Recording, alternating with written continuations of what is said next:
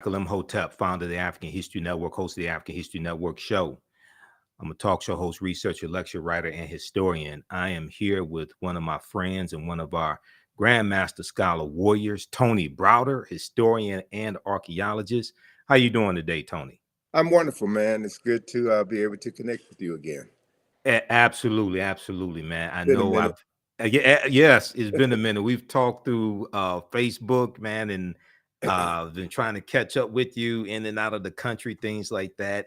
But Tony was one of my first interviews that I did in 2010 when I launched the African History Network show. And we're celebrating our 13th year anniversary. First launched March 10th, 2010, the African History Network show.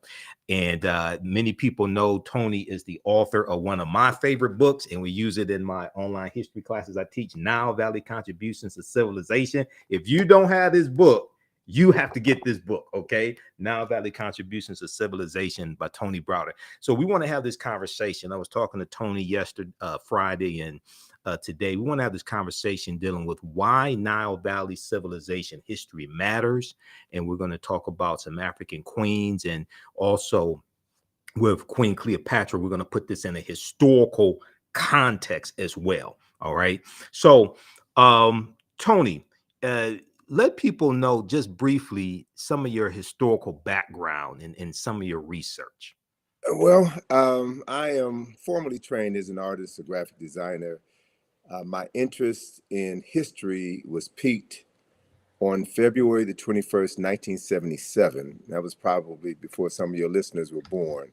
That was when I met Ivan Van Sertima. Dr. Ivan Van Sertima was speaking at Georgetown Law School. He had just previously published They Came Before Columbus, the African Presence in America.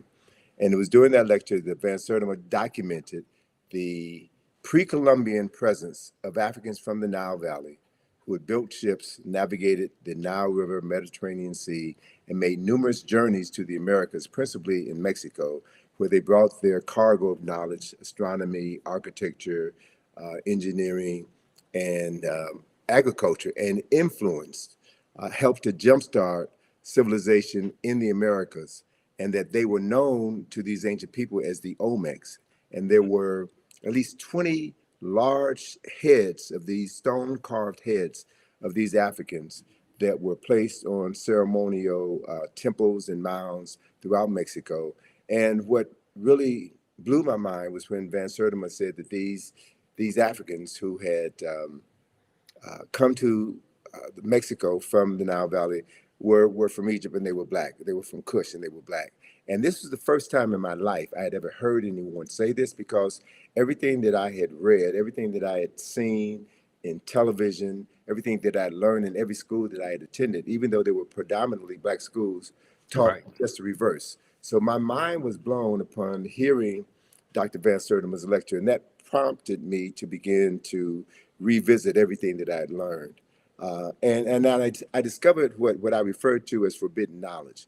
Information, historical information, which has been intentionally withheld from certain populations in order to influence how they see themselves, how they see the world, and how they interact with others. So it was my interest in learning this forbidden history that prompted my travels to Egypt, that prompted my my writing, my interest in studying this information. And another major turning point in my life was in September of 1984, when Ivan Van Sertima, along with Charles French and Asa Hilliard, sponsored the Nile Valley Conference at Morehouse College. And that 4-day event cemented to me the power of knowledge. And the interesting thing about this gathering was that it featured not just African scholars and African American scholars, but European scholars who also understood that the historical knowledge of the past had been fragmented and had been erroneously presented as historical truths. So beginning to become aware of the fact that whoever controls your knowledge of the past controls your conception of yourself in the present has really framed everything that I've done. So the work that I've done, the writings that I've done, the study tours that I've done are all designed to introduce people to historical information that it may not have been a part of their formal educational process, but information that is critical to their ability to determine who they are and how they can move into the world and through the world and better interact with others.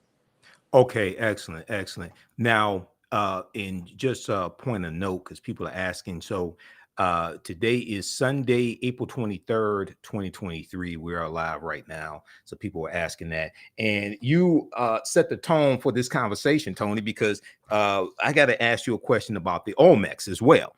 Okay. Okay. Because you just mentioned the Olmecs, right? And I teach about this in my class. And in Dr. David Imhotep's book, The First Americans Were Africans, Documented Evidence, he talks about the Olmec, Mandinka, Egyptian or ancient Kemetic connection. Okay. I want to have you explain that in just a minute. And then also, okay, CS, thanks for your support. If you want to support the African History Network, visit our website, theafricanhistorynetwork.com, theafricanhistorynetwork.com. You all can support us through Cash App, $ the AHN show through Cash App, and PayPal, paypal.me/the AHN show. And when you do it through YouTube, they take a third of it, just so people know, because they're trying to support through YouTube. Okay. Also, give your website, Tony, and let people know how they can support your work. And then I'm going to have you answer that question about the Olmecs. Sure. Well, our website for IKG is www.ikg-info.com, ikg-info.com. That organization turned 41 years old this past February. So we've been doing this for a minute. Yes. And it's a process that is near and dear to my heart because it's all about raising awareness and, as a consequence, raising consciousness. So with regards to the Olmec, I was blessed, brother, to have traveled to Mexico twice with Van Sertima and to see these Olmec heads. And one of the most important parts of our two journeys together was that Van Sertima took the group to the home of Alexander von Wutenow. Von Yes. Wutenow was a former German diplomat who left the German diplomatic corps as Hitler rose in power and demanded that every diplomat swear their allegiance to the Nazi party. So he resigned rather than do that and settled in Mexico City and became a historian of note. Von Wutenow had the largest collection of Olmec figurines, terracotta Olmec figurines in the world. And he literally took us through his house, took us through his museum and showed us these pieces and explained who the Olmecs were. Now, what's significant to put this in historical context, Okay. that we've got these heads, and Van Sertima was not the first scholar to write about the pre-Columbian African presence in America. Leo Weiner was one of the first scholars. And even Von Wutenow himself has written extensively on this subject matter.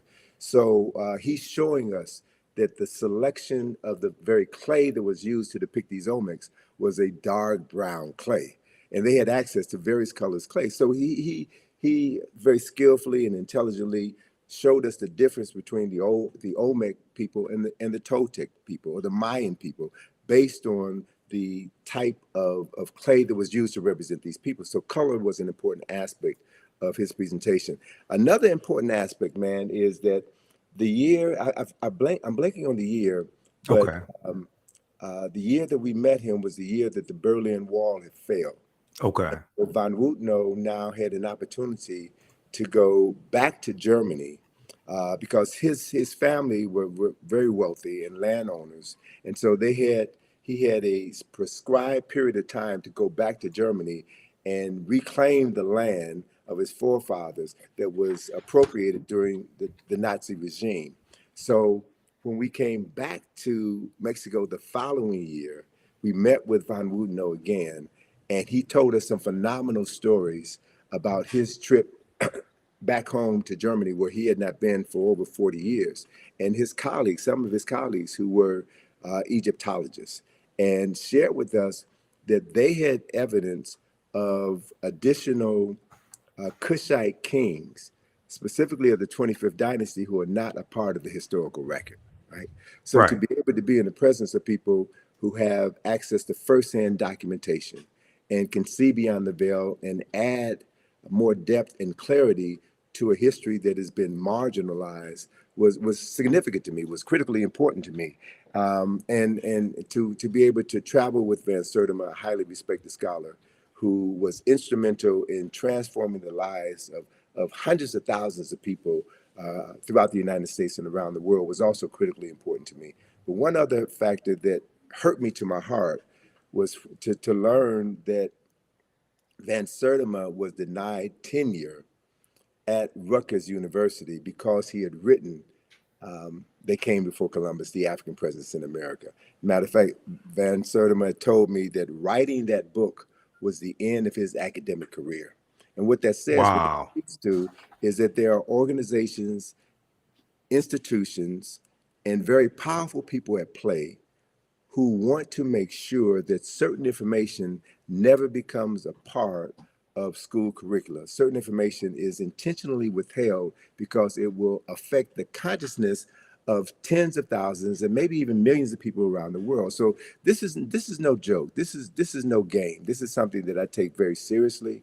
Yes, you And one do. of the things that Van Sertima taught me that I hold on to is that one should never say anything in public that you can't validate with at least four sources. So it's not about just popping off, just Yes. just The because you're mouth angry. poppers. The mouth No, poppers. no, You it's can't do about that. being serious, and it's about understanding that this is not a sprint. This is a marathon, Hmm. and that we have to be able to transform the consciousness of tens of millions of people who have been denied the right to read, to write, to reason, and to articulate what they know. So Right. it's about participating in an ancestral tradition that we are bound to be heartfully engaged in for the benefit of all the people who never had the opportunity to do what we're doing right now.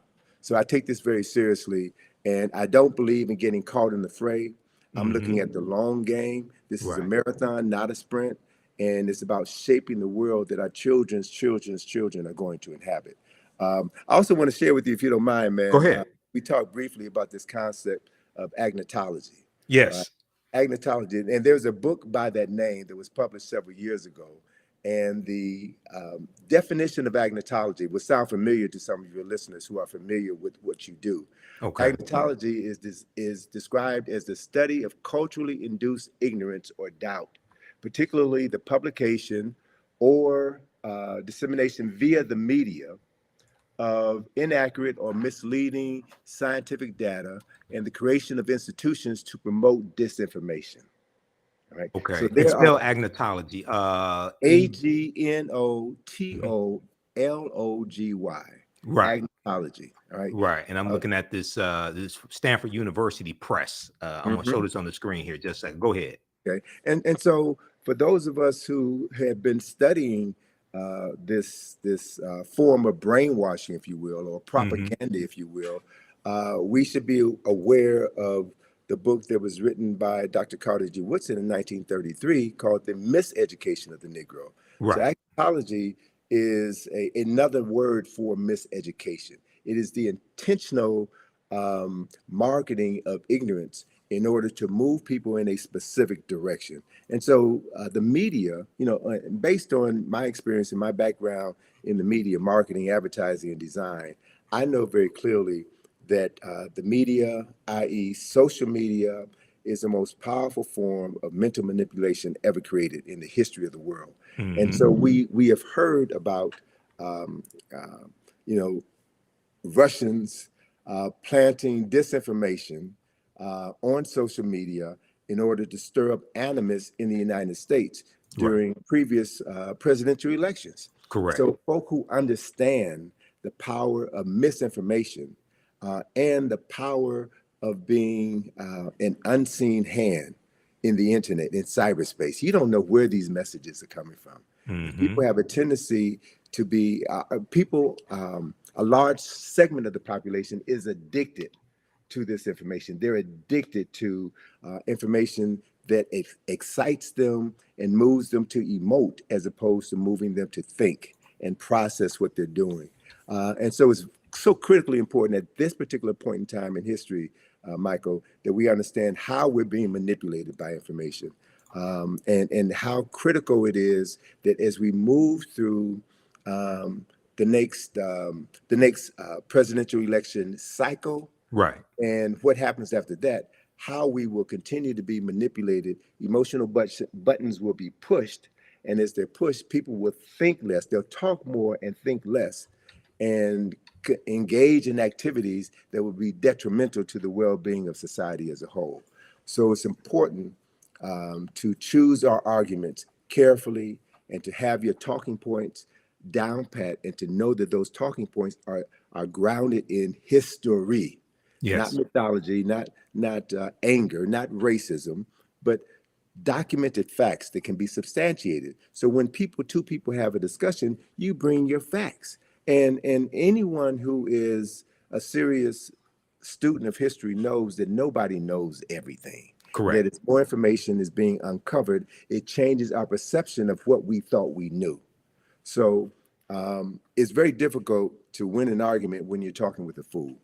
It's very difficult to win an argument when you're talking with someone who already has their mind made up. There's a saying, my mind is already made up, so don't confuse me with the truth.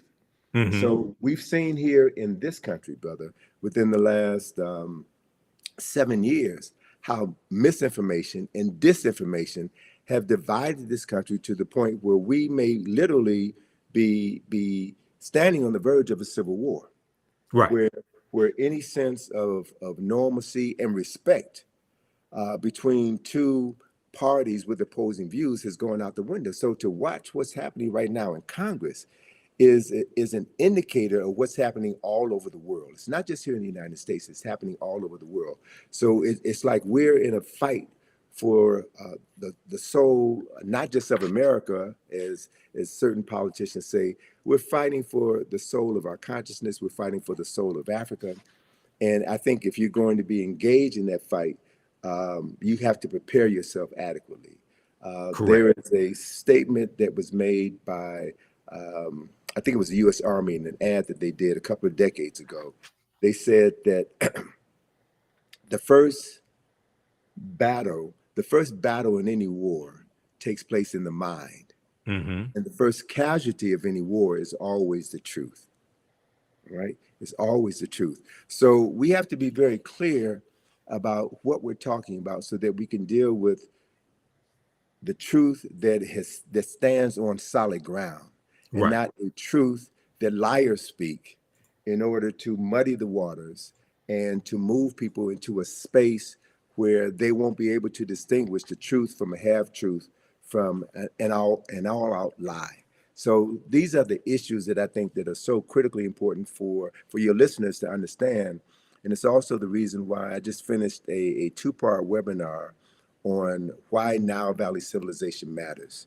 There's Okay. certain core information that has to be understood if you're going to engage anyone in any discussion about African history or Nile Valley history. And we've never been given the basic knowledge. So there are many people, unfortunately, who have a very pronounced presence on the web who read one book and all of a sudden become an expert on something that they know very little about. Correct. And Correct. so dealing with these issues, dealing with the larger issue is important. And that's also one of the reasons why we find here in the United States, there is an ongoing effort on the part of certain parties to suppress the teaching of African history, to suppress the teaching of American slavery. Um, so, what's happening in Florida or Virginia or Texas is nothing but an effort on the part of a certain population to control the historical narrative and to perpetuate a point of view which disassociates them from decades of violence and murder and crimes against humanity. So I understand that. I understand why they're doing what they're doing because of what they have to protect. So my response to that is not to get angry for our former oppressors for saying that they're not going to continue to miseducate us. We have a Right. responsibility and an obligation to educate ourselves. And that's what the Black consciousness movement was about in the 1960s, which led to the Black studies movement, which has opened the door for us to have this level of conversation today. And there has always been pushback. There's always been pushback. And so we have to learn from the lessons of the past. learn how our scholars, our heroes and our sheroes were able to work around these obstacles that were placed in their path in order for them to continue to get the message out and raise multiple generations of people who now have a clearer understanding of what history is and why history is so critically important. Absolutely. And you talked about dealing with facts. And I have a saying, those that have been following me on the African History Network show, if we disagree, let's disagree based upon the facts and the evidence, not the fact that you don't want to deal with the evidence. Okay. Mm-hmm. Number one. Number two, you talk about marketing. So many people know my degree is in business administration with a major in marketing from Wayne State University. The foundation of marketing is psychology. So this is why a lot of this information I understand better than many people because of my training and having a background in sales and marketing, etc. You mentioned the Olmecs a few minutes ago. I want to hit on this and have you expound on it, and then talk some more about Nile Valley civilization and why this history is so important. So many people are familiar with Dr. David Imhotep, who wrote the book, The First Americans Were Africans, Documented Evidence. He's a friend of mine. I've interviewed him probably 14 times here on the African History Network show. And on page, I'm going to pull up this citation here because we discussed this in my classes also. Page, what page is that in this book?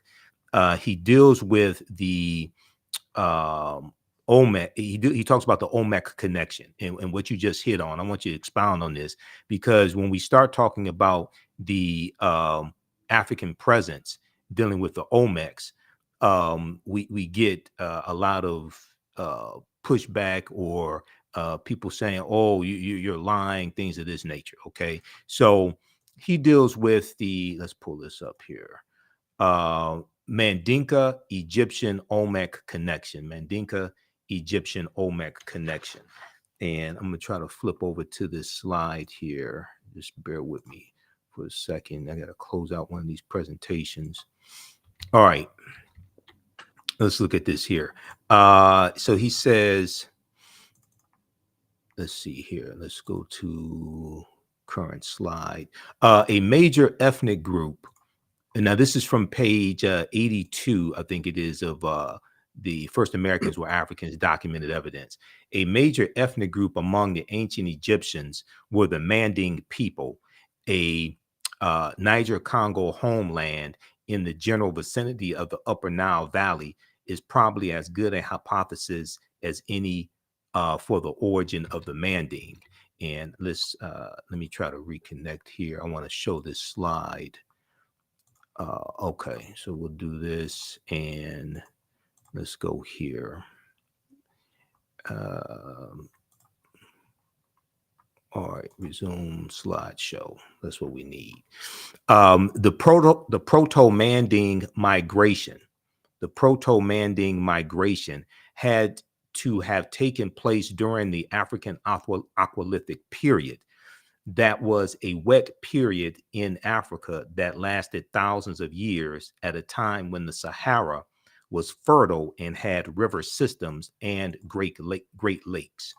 All right, now I'm going to try to, okay, so go ahead and talk about, there's some more here I'll get to, but go ahead and talk about the Olmec connection, because when we talk about the Olmecs, you have people who say, oh no, the Olmecs they had nothing to do with Africa or anything like that. Who were the Olmecs and what's the connection between the Olmecs and ancient Kemet? Sure. Well, anytime new ideas are introduced into the academy, there will be those who will reject those new ideas because reputations are built on maintaining certain concepts and ideas. Right. So, as a matter of fact, one of the foremost Mesoamerican scholars was Michael Coe of Yale University, Mm-hmm. and he railed against Ivan Van Sertima and his publication, They Came Before Columbus, and the Olmecs, the fact that the Olmecs were African.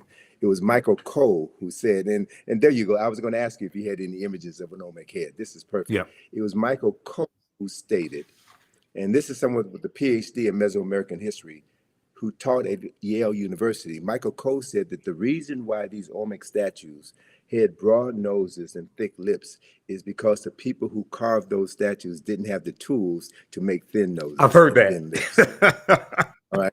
So that quote came from Michael Coe. Okay. Spell his There are last name, please. certain Spell his last name. COE, C-O-E. Michael Coe. Okay. Yes. And Van Sertima, in describing this particular Olmec head, and this is at Villahermosa. I think it's at Villahermosa. No. Oh God, it'll come back to me. Okay. But this particular museum is an incredible museum, man.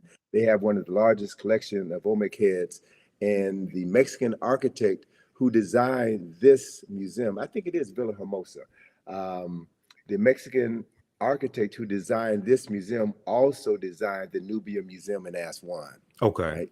Right. And so Van Sertima had pointed out that the helmet, the leather helmet that is worn by this Olmec personality and several other Olmecs, is practically identical to the leather helmets worn by Nubian warriors. Mm-hmm. Right? Right. So he's drawn a number of interesting parallels between these cultures. He's got maps in his book that shows the migratory pattern of the Olmecs from the west coast of Africa, who were able to catch currents that brought them over to the Americas. And one of the other points that Van Sertima brought out in many of his lectures that people want to dismiss or not discuss at all is the fact that these Africans who made the journeys, made multiple journeys, also brought back to the Nile Valley certain products. And one of the products that they brought back was cocoa leaves.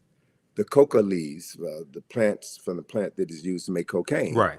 And very few people talk about the fact that when a examination of the mummy of Ramesses II, one of the most significant kings in Nile Valley history, when a examination was done on the contents of his stomach, they found coca leaves in his stomach, right? And they only existed at that time. They only existed in the so-called New World. So there's so many connections that have been, so much information about these migrations that have been suppressed in academia. So the other thing is there is a marvelous book that Charles Finch turned me on to, written by a Senegalese scholar by the name of Abubakar Lam. That book is entitled Paths from the Nile. And this book documents multiple migrations from the Nile River Valley into the Niger River Valley. So David Imhotep had talked about before the desertification of the Sahara, this region of northern Africa was grassland, and you had multiple river systems that ran from east to west. And so if we begin to explore this intercontinental migration of African people from the east to the west, from the Nile Valley to the Niger River Valley, we'll begin to find that there's tons and tons of history that is waiting to be rewritten, the artifacts that are waiting to be unearthed that will add to the story of African people and the migration of African people. And the only way that that story could be told intelligently is if more people of African ancestry get interested in the subject matter and do the primary research. Right. So, you know, I hope that what I've done throughout my career has served as a model to encourage others to get involved in traveling to Africa and doing the research, documenting what you found, and helping to bring this information out of the darkness into the light. Absolutely. And you know, you talk about primary research. Professor Manu Pim, who's a friend of mine as well, he talks about primary research as well. Dr. Linda Jeffries, Professor James Small, those are two of my teachers. Professor Kabahaya Wata Kamene, Dr. David Imhotep, they talk about the need for primary research. Okay, so this section here, this is from page 82 of the First Americans Were Africans, Documented Evidence. And as I said, Dr. David Imhotep deals with the Mandinka Egyptian Olmec connection, or the Manding. He said the Nile flowed west across the Sahara and emptied into the Atlantic Ocean during very ancient times. This would have enabled East Africans direct access to the Atlantic Ocean. The longer route would be to sail to the Nile River north to the Mediterranean Sea and then head west to the Atlantic Ocean. When the Manding reached Central America and began mixing with the local population, they were labeled Olmecs. Okay, when the Manding or Mandinka reached Central America and began mixing with the local population, they were labeled Olmecs. The Olmecs were supposedly a mixture of the Manding or Mandinka and American Indians, or people who we would term, Native Americans, or however you want to phrase that. Do not forget that the Manding made up the base of the Olmecs. So the Egyptians, or the ancient Kemetic people, the Kemet II, the ancient Kemites, the Manding and the base of the Olmecs are related to each other. So just briefly talk about that, because there's so much, there's so many attempts when we talk about the Olmecs, and we're not saying that the Olmecs did not have any Native American ancestry or anything like this. We're not trying to take away somebody else's history. We're trying to correct history. Well, a couple of things I want to Yeah. add to that. One clarification I want to make is that the Nile Valley flows from south to Yes. north, but within the lower Nile Valley, you had other river systems that flowed from east to west. So I just want to clarify one thing. So it wasn't the Nile Valley that flowed from Right. east to It west. flows from south to There were north. other tributaries that flowed off of the Nile, or fed into the Nile. So what that implies, a couple of things. Those of us who have studied Nile Valley civilization, the Nile River is the longest river in the world, 4,120 miles approximately. It begins in the highlands to the south. There are two primary sources for the Nile River: Lake Nyanza in Uganda, now known as Lake Victoria, because when Europeans discover Africans, they rename things that Africans Correct. had. But that's the source of the White Nile. And then you have the Blue Nile, which comes out of Lake Tana. The Blue Nile is the primary source for 90% of the water that flows from Khartoum north into the Mediterranean Sea through Kush and through Kemet. By the time the waters from the White Nile reach Khartoum, where the two rivers join together, 90% of the water from the White Nile has evaporated. So it's not only the water from Ethiopia, but the silt in the water from Ethiopia that made the Nile Valley, the lower Nile Valley, the most fertile land on earth.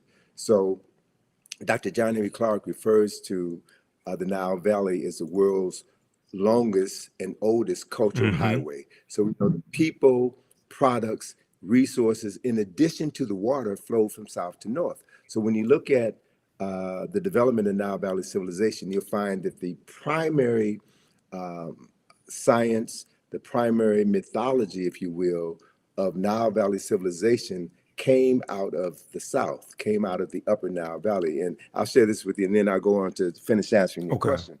So the primary mythology of Kemet and Kush is associated with Asar, Aset, and Heru, who we know better by their Greek names, Osiris, Isis, and Horus. Yep. They're the foundational mythology of Kemet.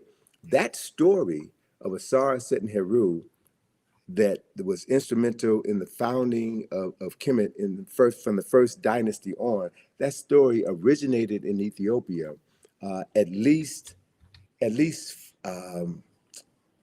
4 to 6,000 years earlier.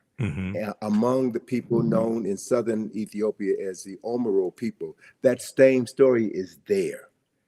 And as it flowed northward down the Nile, it modified over time, Yes. right? And became slightly interpreted, but that is a fundamental story. So you also had situations where as Africans migrated from south to the north, they also migrated from the east to the west. So there was this flow, this intergenerational transference of knowledge and technology over time and space from the east coast of Africa to the west coast of Africa.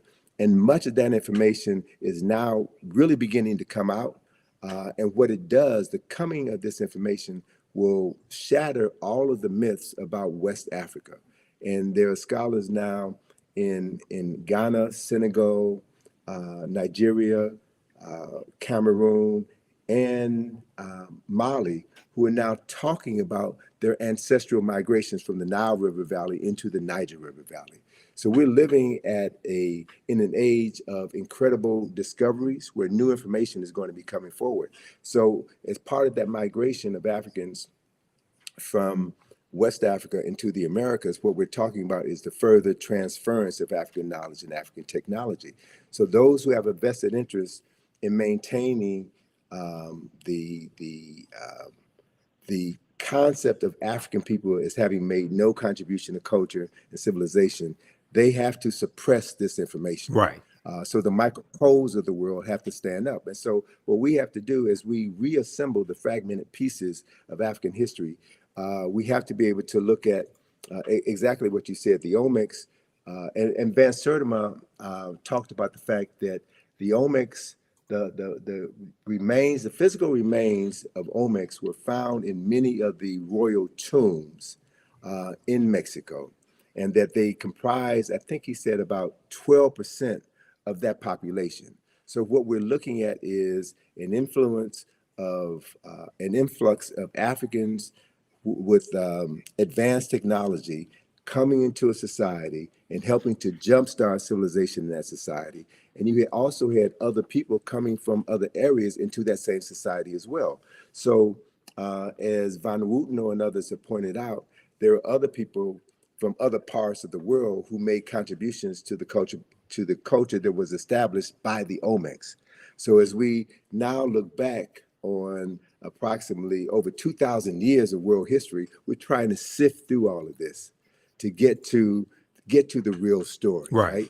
And so the main point is we don't have to say that Africans invented everything in America, that Africans were the indigenous population in America. We don't have all of the evidence at this point in time to stand firmly on the truth to say that, but we can say beyond a shadow of a doubt, based on the archaeological and historical information that we already have at our fingertips, that Africans from the Nile Valley played a pivotal role in helping to jumpstart culture and civilization in the Americas 2,500 years before Christopher Columbus was born. That's a fact. And so again, I'm not about just talking smack just to be talking smack. We talk facts. We talk facts based on the documented evidence that we have, and we also understand that not everybody is willing to accept the truth. And so we teach the truth. We teach what we know to those who are ready to receive it. And we have to assume responsibility for doing that and not leave it to our former oppressor to teach our children, our most precious resource, teach our children information that would transform their consciousness. And with that transformation of consciousness, with them seeing themselves as people with a long documented history, as people with lives that matter, they will do what every culturally conscious person does, and that is tap into their ancestral memory. See, that's really what all of this is about, because when we look at the greater arc of human history, we have to acknowledge a fundamental fact that no people on this planet have been as marginalized as people of African ancestry have been on the continent and in the Americas. And part of that marginalization is about the usurpation of the historical memory of those people. And after the end of this process of enslavement, you still have to continue the enslavement of the mind, right? So whoever controls a person's thinking controls everything that they're able to do in their lifetime and everything that they're able to pass on to the lifetimes that will come after them. So it's a battle for the mind. It's always been a battle for the mind. And so knowing your history, going to sources, and being courageous enough to say, I don't know it all, but I'm learning. As Neely Fuller says, I'm still learning. And as we learn, we get more information, and that information buttresses what we already know, or it provides a new kernel of truth that allows us to explore another field of study that expands what we thought we knew. So this is the journey, and this to me is what this process is all about, man. And it's exciting. It's exciting to be engaged in this process. And it's also important to know that the closer you get to the truth, the more your enemies will try to suppress you. Yes. Right? That's when you know. That's when you know you're going in the right direction. So we can't allow ourselves. And I'm glad you put Dr. Jeffries up there again, because just 2 weeks ago, the powers that be came after his nephew, Hakeem Right. Jeffries. Representative Right? Hakeem That's Jeffries. not an Yep. accident. That's not an accident that is happening now. And they're bringing up issues that came to the fore in, what was that, 2001. Mm-hmm. 2001. Issues from 20 years ago, they're bringing it up. Why? Because Hakeem Jeffries represents this phenomenon that I'm truly beginning to embrace and wrap my mind around. And that is the major reason why people of African ancestry are still here. The reason why we have not been exterminated is because of the power that we carry within us, this genetic memory that has been driving us and allowing certain people within our group to overcome seemingly insurmountable odds. So it's not just us doing this, it's the ancestors working through us.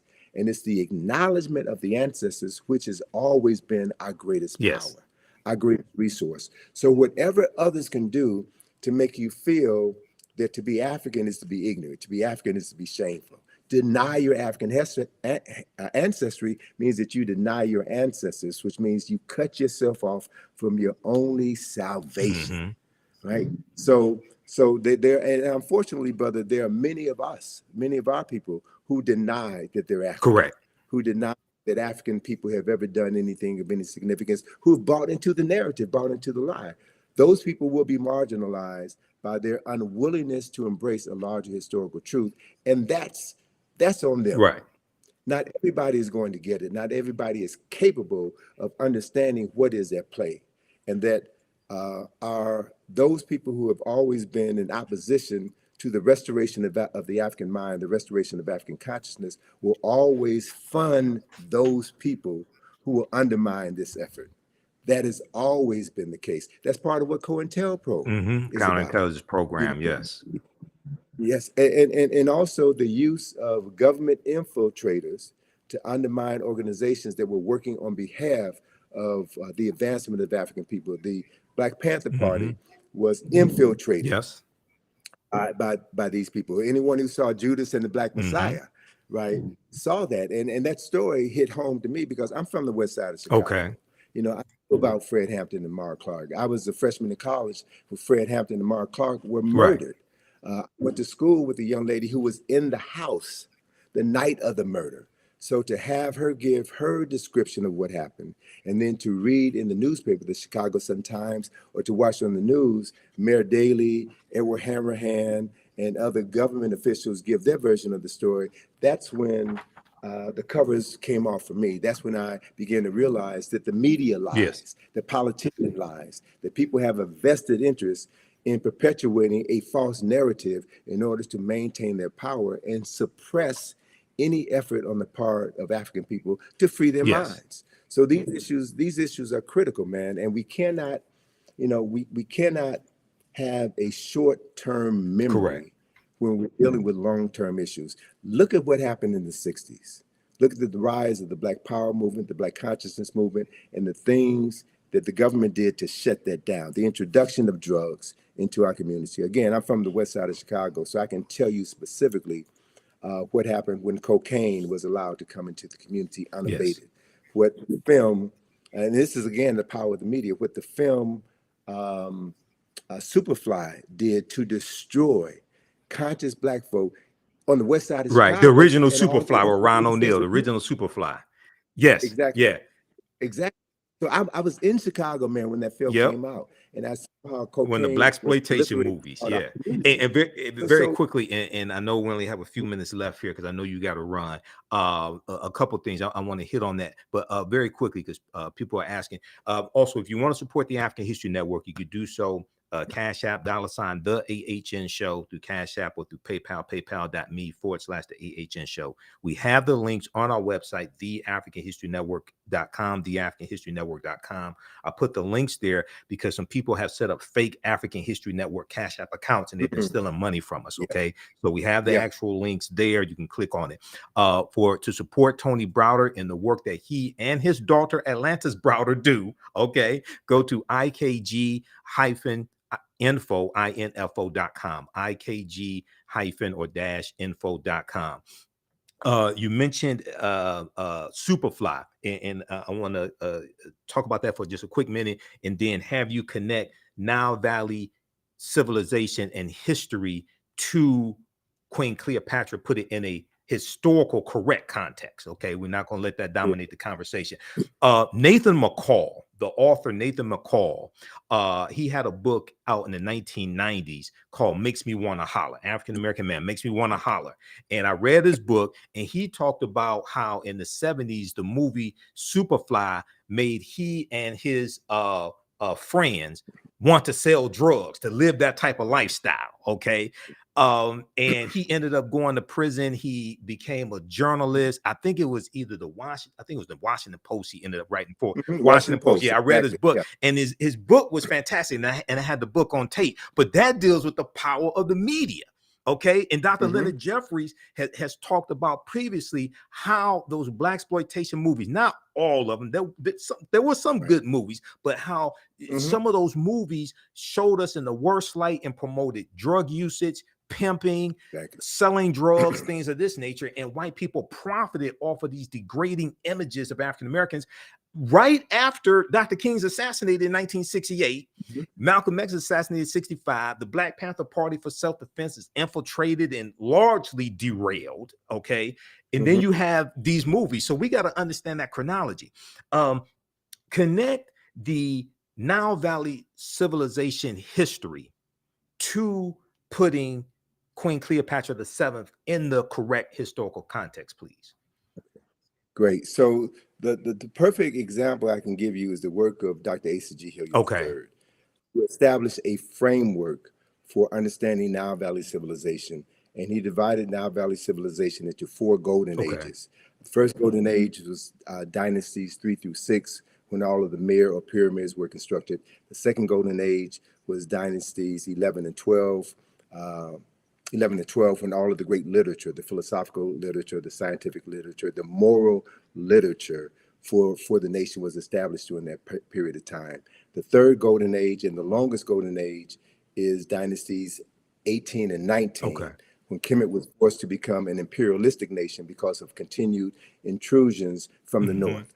And then you have the last golden age, the fourth and final golden age, which is the 25th dynasty, which is what Dr. John Henry Clark referred to as Africa's last great walk in the sun. It was the last time in history that Africans were the wealthiest and most powerful people on the planet. So if you understand that framework, then after the 25th dynasty, and there were 30 dynasties in the history of dynastic Egypt, Kemet civilization fell in 332 BC with the advent of Alexander of Macedonia conquering Kemet and turning Kemet into Egypt. Egypt is a Greek word. Pyramid is a Egypt is a Greek word.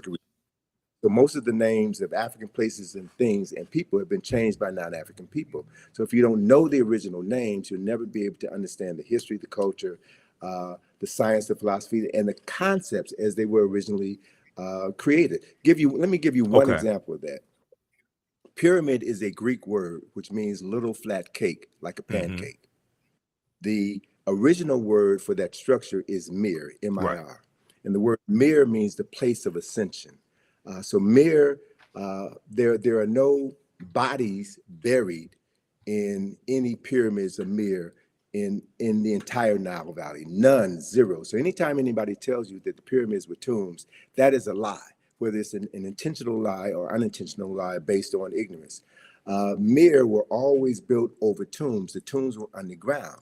So the word mir means the place of ascension, the place of ascension. And the purpose of a mir was to facilitate the ascension of the soul buried underneath it into heaven, where that soul would be reborn. And they were very specific about where in heaven a soul would go to be reborn. So the first text which documented this journey of the soul into the afterlife was carved in the burial chamber of a tomb known as the Pyramid of Unas, right? So it's in his burial chamber where you find the oldest written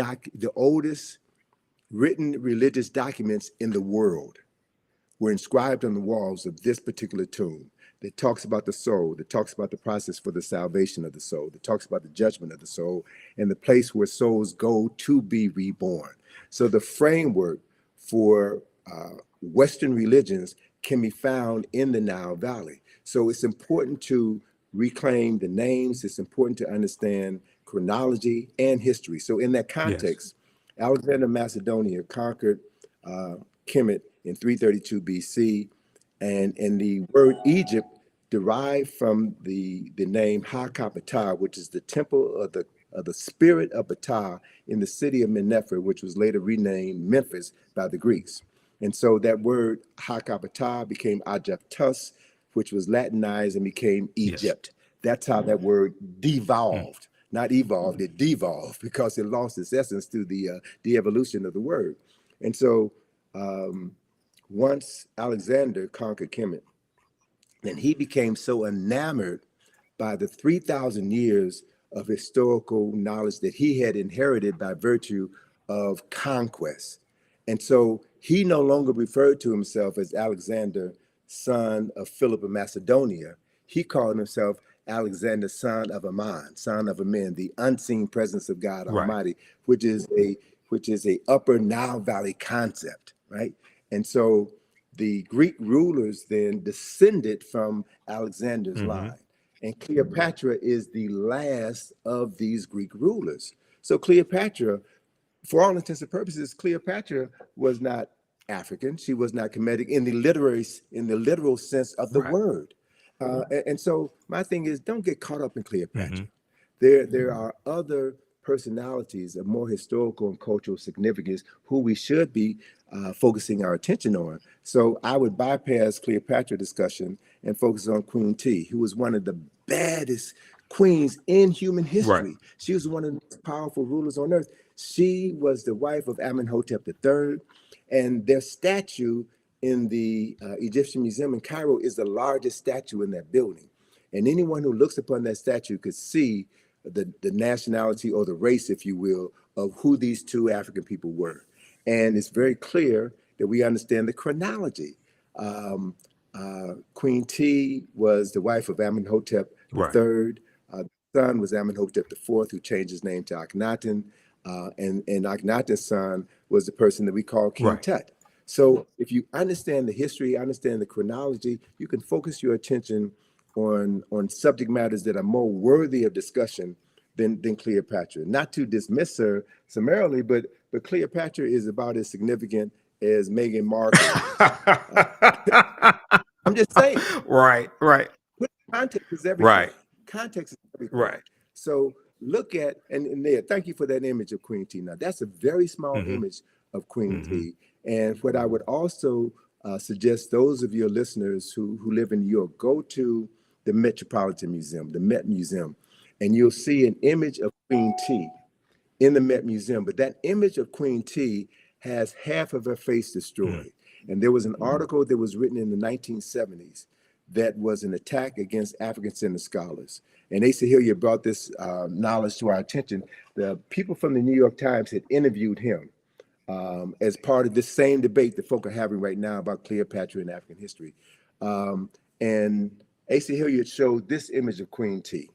And this image of Queen T, I love it so much because it reminds me so much of my dear friend, Dr. Francis Cress Yes. Wellison, with the afro, the stern Yep. look, and a woman who was clearly in control of herself and her destiny. So Asa referenced that face of Queen T in the Metropolitan Museum with half the face knocked Mm-hmm. off. So they had an opportunity, the New York Times had an opportunity to tell the truth, but they chose not to. Right. And so these are the games that we're playing with, and we have to, be very careful about who we get our information from. We should read everything, but read everything with a critical eye so that you can discern when someone is being deceptive. You can discern when you're being immersed into aspects of the truth so that you can ground yourself on the truth and not be led astray by arguments or false narratives that is designed to neutralize your strength, your power, and to waste time. Yes. You know, we really don't have any time to waste, Yeah, brother. absolutely. And speaking of time, I know you have to run, so I want you to let people know about. You told me Egypt on the Potomac tour is going to start back up. Give people the website, and then family watching. As soon as we finish with Tony, I'll let you know about my online history classes I teach on Saturdays and Sundays, because we have a class today at 3 p.m. Eastern Standard Time. Go ahead, Tony. So through our company IKG, we have been presenting this information for over 40 years. We've done numerous publications. We have numerous activities. One of our most significant activities is our Egypt on the Potomac field trip, which is something that I created in 1986. So Egypt on the Potomac is designed to show people the Egyptian presence, the Kemetic presence in Washington, Right. D.C. And I've done research. We've been doing this for well over 30 years, and no one has ever challenged me based on the information that we put forward to show that America's founding fathers chose examples from the Nile Valley, from Kush and Kemet, in order to establish the foundation for what has become the capital of the wealthiest, most powerful nation in human history. So that activity has been curtailed for the past 3 years because of COVID. But beginning on May the 6th, we will have our regular 3-hour bus field trip of Washington, D.C., where we will take you through locations, various locations throughout the city, and explain the architectural, the symbolic, and the mythological elements of Nile Valley civilization, which have literally been hidden in plain sight. We connect the dots, and we empower people with the ability to see their history and use that history to transform their consciousness. So anyone can go to our website, ikg-info.com. We also have another project that we're going to be unveiling at the Thurgood Marshall Center, where we're based in DC. It's the John Henry Clark Enhanced History Project. This project, we have 400 square feet of wall space where we're going to be using information inspired by the work of John Henry Clark to tell the story of people who've been written out of the respectable commentary of human history. And this project is my response to certain historical shortcomings in the National Museum of African American History and Culture, which is a phenomenal structure. The only issue that I have with it is that it begins our history in the basement, and it begins our history with slavery. Right. It doesn't talk about who we were prior to our enslavement. Exactly. So the cornerstone of the John Henry Clark Enhanced History Project is a 25-foot long mural, which illustrates 8,000 years of African excellence and success, an undeniable 8,000 years of African excellence and success, which was undermined by the Ma'afa, the European and Arab enslavement of African people. But we have come through the Ma'afa, we have survived. Yes. And through the work that you're doing, through the work that others are doing, we are doing our best to bring forbidden knowledge into the community that needs the knowledge the most, so that they can transform their consciousness and create a world that is worthy of their children and their children's children's inheriting, based on accessing ancestral knowledge and recreating the genius that we were born with. So that's the process, man. And let me just, in closing, let me just share that my good colleague, Charles French, has a new book coming out next month. It's 10,000 years of Nile Valley history. Okay. 10,000 of Nile Valley history. So I'm really pleased to see that there's more scholars, more sisters and brothers who are doing the work and documenting a history that has been suppressed for so long. And all we have to do is read and study and create spaces within our home. Every home should have a library. Correct. Right? The parents in those homes should spend time reading with your children and having intelligent discussions about how to articulate that history. Everybody pays taxes, and our tax dollars are being used in schools to miseducate many children, Black, brown, white children in the classroom. Right. So we have an obligation as taxpayers to see to it that certain information is accessible in the classroom. And if it's not going to be taught in the classroom, we need to demand of our churches, our fraternities, our sororities, our barbershops and beauty shops to turn those spaces into spaces where we can teach our children and their parents and elders in the community who they are, Correct. so we can transform our consciousness. And I'll close on this point. You know, I'm kind of peeved that folk are spending too much time talking about Cleopatra. And I need to hear folk talk about what's wrong with Megan Thee Stallion, what's wrong with Cardi Hey, B. brother, they don't want Uh, to have that because conversation. Oh, let me just say quickly, and I'll let you go ahead and finish. Dude, the information I put out about the song WAP from Cardi B and Megan Thee Stallion. Now, here's the thing. When we do a systems analysis, I went through and broke this whole thing down. And I said they would never have a top white female artist put out sexually explicit lyrics like that, because they understand that whatever's disseminated becomes imitated. And they have too much respect for white women. But here's the thing. The majority of my criticism of WAP and the whole thing in the video wasn't towards Cardi B and Megan Thee Stallion, even though I would say they get 10%. The majority of the criticism I had was for Atlantic Records, a white corporation, financing this, because they would not do that for a white woman. And the baseline says there's some whores in this house and repeats that phrase about 79 times.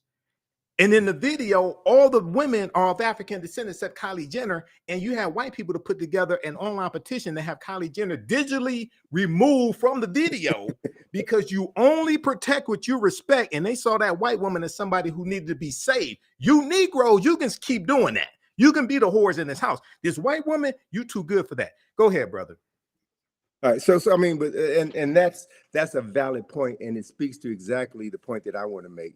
People who love themselves and love their women and love their children do not allow their image to be exactly defined. The other important issue is I travel around the world, brother.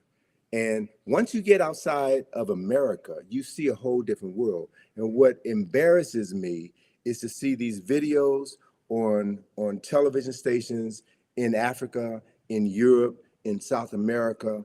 And I would say this, in all fairness, all right, if you want to show Black women behaving this way, then let's see some white women behaving that way. Let's see some Jewish. Let's level the playing field. But it's only us, because it's about disparaging us, and it's about maintaining this ideology of Afrophobia, this fear of Black folk, this disrespect for Black folk. And so we have to accept responsibility for that. So I'm not going to let Megan Thee Stallion and Cardi B off the hook. I'm not going to let them off the hook, because they are rewarded for that by Megan Thee Stallion was Person of the Year, Time Magazine. They appear on Saturday Night Live. They appear on all of these programs. So what that does is send a message to young and impressionable Black women, Black girls. If you want to get paid, if you want respect, wear weave, wear these fake nails, wear all of these things that deny your true essence in order to be accepted by a community that has never had any interest or desire in you. And so these are conversations that need to be had. Many of these conversations, I think, should be had behind closed doors and not on the internet, because you never know who's listening. We need to have private conversations, and we need to talk about how we can advance the culture and present favorable images of us, because the media, as I stated at the beginning of this conversation, the media is the most powerful form of mental manipulation ever created. And we're getting played. We're getting played. So, I always encourage people to take responsibility for yourself, to think before you speak, and to think about the long-term implications of everything you do. So emotion is all right, but emotion needs to be balanced with intelligence. It needs to be balanced with the ability to articulate what you think and to associate with people who are doing the same thing. The reality is, what I've learned over my 71 years of life here on planet Earth is that this information is not for everybody. You're not going to get everybody. It ain't about everybody. It's about moving and working with those people who are willing to learn, willing to commit themselves to something greater than their own individual and selfish interests. It's about building for future generations. So that process is happening, brothers. I'm encountering more younger sisters and brothers. When I say younger, I mean folk in their 20s, 30s, and Okay. 40s who are finally getting it, who are thirsty, who want this information. These are the people that we need to be focusing on. We need to help frame the historical understanding of topics so that they don't get sidetracked by these games, by these traps that are set up just to waste their Right. time, but stay focused like a laser, do the work, love Yes. yourself, right? And demonstrate that love and how you interact with other people who look like you, Mm-hmm. and build something tangible together that is going to outlive you, something tangible that can be passed on to future generations. And if you can do that, man, if you can do that throughout your lifetime, then we can say that the day will come when our ancestors will return and have bodies to use that will allow them to create heaven on earth once again. Yes. It doesn't make sense to me, and I keep saying I'm going to close on this, but Hey, just take your time, man. I know you got something to do after this, but take your time. I'm not rushing you. Okay. it doesn't make sense for me personally to talk about your ancestors were kings and queens if you're acting like fools and Exactly. jokers, right? Yep. And the other reality is that less than 1/10 of 1% of any nation's rulers were kings and queens. The vast majority of people were ministers and prime ministers, were scholars, were researchers, were scientists, were astronomers, were physicians, were healers, were masons, were architects and engineers. They are the people who made the Right. nation. The king or queen was just a Right. figurehead. So I want to redirect the conversation. I want to redirect the focus on something that is practical. It's just like saying, you want to be president of the United States. Anybody with any sense knows the president of the United States does not run the United Mm-hmm. States, right? And so it's the people who comprise this country who make this country what it is. And we know people of African ancestry should understand very clearly that it was our ancestors and their free labor that helped to make this country the wealthiest and most powerful nation in human history. So we have an obligation as descendants of enslaved people who survived the Mm-hmm. Ma'afa. We have an obligation and a responsibility to use the resources that we have access here in this country to educate ourselves, Yep. right? Because what we know shapes the consciousness of African people all around the world. We talked earlier about the Black consciousness movement in the Mm-hmm. 1960s, and the powers that be saw how the Black Power movement influenced Steve Biko in South Right. Africa. And he replicated a similar movement. It was happening in other parts of Africa as well. So the colonizers had to shut that down. And you shut that down by introducing films that divert our attention and have us praising drug dealers and ungodly behavior. And that then becomes the framework with which we see our future. So if we use this technology properly, we have the opportunity to access millions of minds in a matter of minutes and introduce a new narrative. That's what this opposition is all about. Yes. Shutting down the conversation, shutting down the power. So don't give your power away. You are the most important commodity that you'll ever possess. Free your mind, model how free people, free men and women are supposed to speak, communicate, and move through the planet. Work with other people of like minds so that you can build something that will last for eternity. And as we do that, we will make our ancestors proud. And we then will be the vehicles through which they would do their best work. Why? Because they did it in the past, and we have the capacity to replicate it right now. That's what this whole journey is all about. Absolutely. And up on the screen, I have the famous quote by Bantu Stephen Biko: "The most potent weapon in the hands of the oppressor is the mind of the oppressed." So we have to take our minds back. This is what Dr. Carter G. Woodson was telling us in his work, not just in the Miseducation of the Negro in 1933, but the work he did with Association for the Study of African American Life and History of Sala, which he co-founded September 9th, 1915. So all right, excellent. We got to bring you back, Tony. I know you got to run. We have to bring you back. And everybody, those slides I was showing, those are all slides from the online classes that I teach. We use 2 of your books, Egypt on the Potomac and Nile Valley Contributions to Civilization, in my classes as well. I introduce a lot of people to you, Tony. I read this book back in 1994. I just got this new copy last year from Brother Haki Shakur. But my original copies from 1994, the pages were falling out. I had to get a new copy, man. But that book I read from the Browder file first. Then in 94 at Wayne, when I was at Wayne State University, I read Nile Valley Contributions to Civilization. It blew my mind, man. I haven't been right since. Okay, it corrected my mind. Right. You have been right. It corrected my mind, man, but it blew me away, brother. So you got to write. This is volume 1, man. You got to write volume 2. You got about 20 volumes in you, brother, man. But you got to write volume 2, brother. Well, brother, that's one of the reasons why I need to use the time that I have left to redirect my energies. I've got a ton of information that I need to get out. Yes. And so I'm going to be focusing on doing more writing and continuing to push my daughter out, because what I have established is a legacy that she's going to continue. So, last December, I had some health challenges, and I was unable to travel to Egypt, take my group to Egypt. So my daughter stepped up and did it. Oh, that's good. So to Shout know out to that we're preparing the next generation, man, is really what this thing is all about. Because we're not going to live forever, and we can't do everything ourselves. So we should be training cadres of young people, man, to know who they are and to live that knowledge in everything that they do. That then is how we change the world. So, it's a pleasure to be on the program. We got to have you back soon, brother. Yep. And I'm wearing the Black Friday shirt because we're in the documentary series from Rick Mathers, director Rick Mathers, Black Friday, What Legacy Will You Leave? Okay. All right, Tony, everybody visit ikg-info.com. Support Tony Browder, support his daughter Atlantis Browder, and also support the African History Network. All right, Tony, you have a good day, brother. Hotep. All right, peace. Take care, man. Appreciate it. Peace to you. All right, everybody. So that was one of our esteemed scholars, one of my friends for years, Tony Browder. He was one of my first interviews that I did in 2010 when I launched the African History Network show.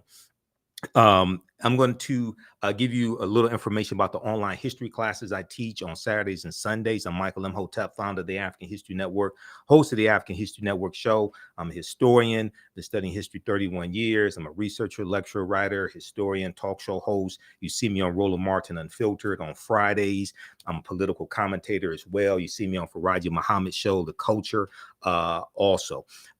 You can support us, $, the AHN show through Cash App, and also through PayPal, paypal.me/the AHN show. Visit our website, theafricanhistorynetwork.com, theafricanhistorynetwork.com, or africanhistorynetwork.com. It'll redirect you to our new website because I just bought back my domain name, africanhistorynetwork.com. We lost it, and I just bought it back. So okay, let me see.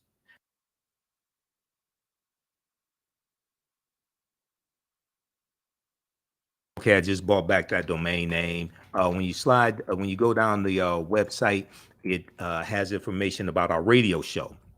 I'm on 9:10 a.m. the Superstation WFDF Sundays, 9 p.m. to 11 p.m. Eastern Standard Time. We have our social media handles here. We'll be on live tonight, 9 p.m. to 11 p.m. Eastern Standard Time. We broadcast on Facebook and YouTube also. The African History Network on Facebook, Michael Imhotep on YouTube. We have our PayPal, Cash App information here, $, the AHN show through Cash App, and through PayPal, paypal.me/the AHN show.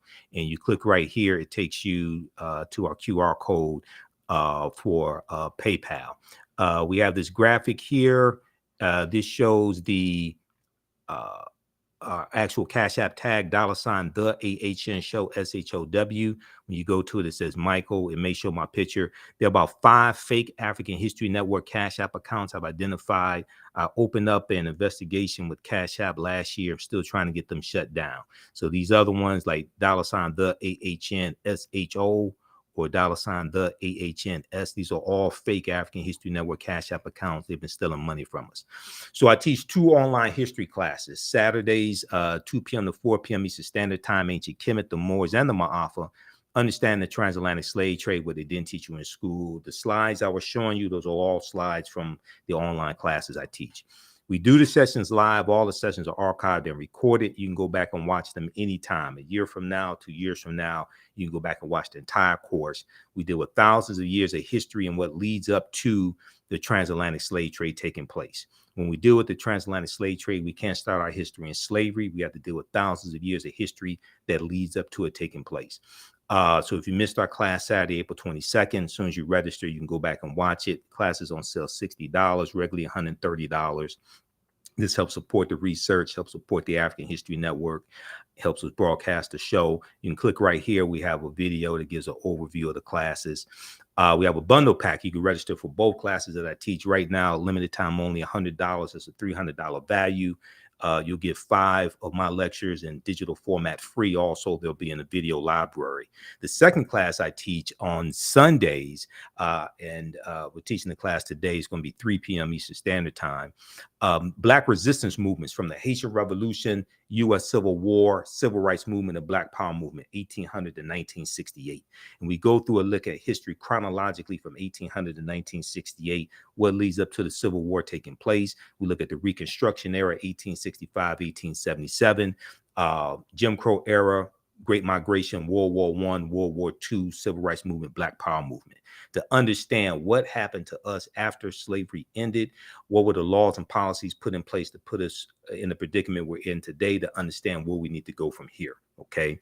So this class picks up basically where the first one leaves off, okay? It's a crucial class. I put together the curriculum for both of these courses, been studying history 31 years.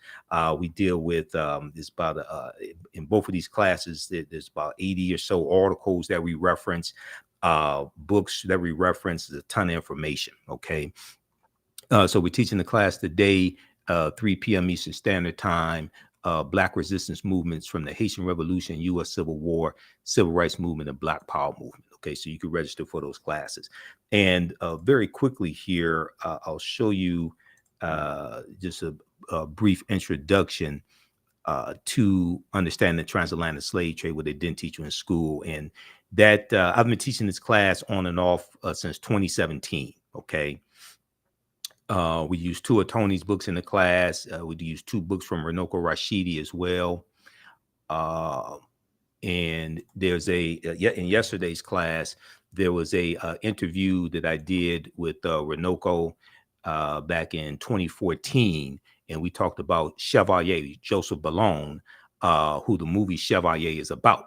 All right. So I'm about to re-release that interview to let people hear that information also.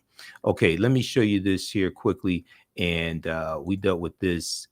We just had our class on Saturday, fantastic class, Ancient Kemet, the Moors, and the Ma'afa, Understanding the Transatlantic Slave Trade. I'll post the link here. Mississippi River. Now, you know, somebody asked about the Mississippi River. You know, Memphis, Tennessee is named after Memphis in Egypt. Okay, we talk about this in the class. Memphis, Tennessee is named after Memphis in Egypt, and one of the founders of Memphis, Tennessee was General Andrew Jackson, who then became President Andrew Jackson.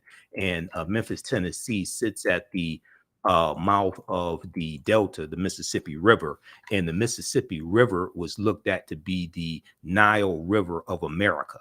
The Mississippi River is looked at as the American Nile. Civilizations are built along long rivers. Civilizations were built upon along the Nile River. This is something that Dr. John Henry Clark talked about as well. Okay, now, so there's a relationship between Memphis, Tennessee, and Memphis in Egypt. Now, we can't start studying our history in slavery, even when we deal with the transatlantic slave trade. We can't start in 1619. I know the 1619 project is out. There's some good information in there. There's some problems with the 1619 project as well. I wouldn't say ban it or anything like that.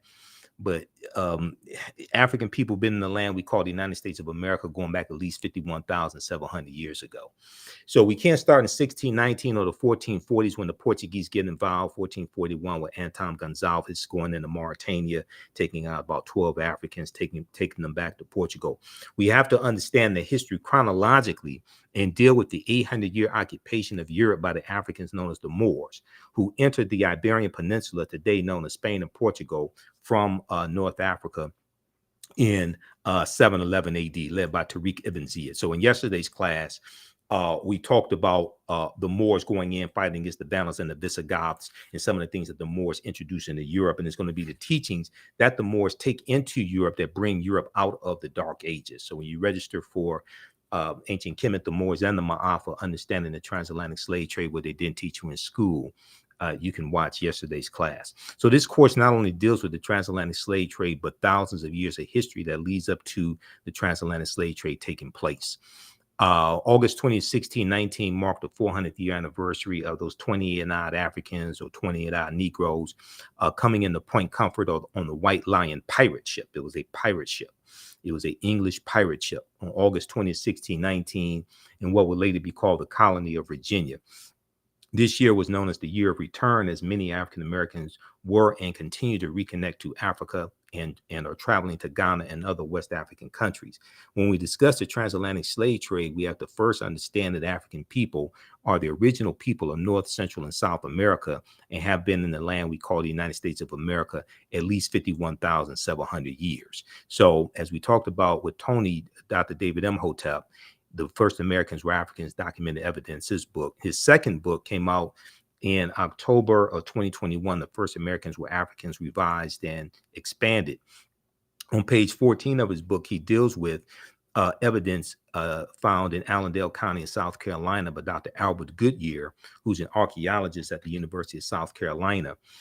This was a discovery made in 2004, and they found 13 different types of evidence to thoroughly document an African presence in the land we call the United States of America, going back at least 51,700 years ago.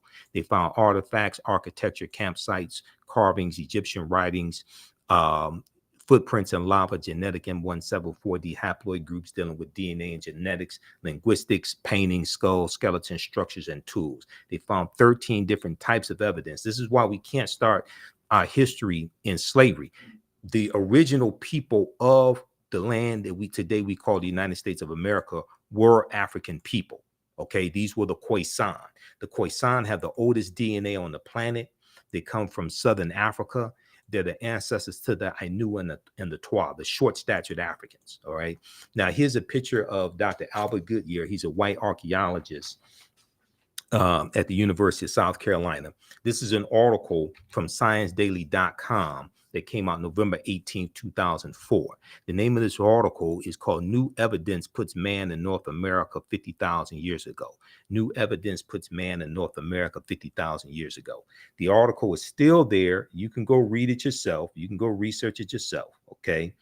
Radiocarbon tests of carbonized plant remains were where artifacts were unearthed last May along the Savannah River in Allendale County by University of South Carolina archaeologist Dr. Albert Goodyear indicate that the sediments containing these artifacts are at least 50,000 years old, meaning that humans inhabited North America long before the last ice age. Okay, now who were these humans? Were these brown-skinned Caucasians? Were these Europeans? Were these Asians? 51,700 years ago. Who were these people? There were no Europeans on the planet 51,700 years ago. There were no Asians. Okay. Who are these people? The people who we call Native Americans, they didn't exist 51,700 years ago. These were the Khoisan.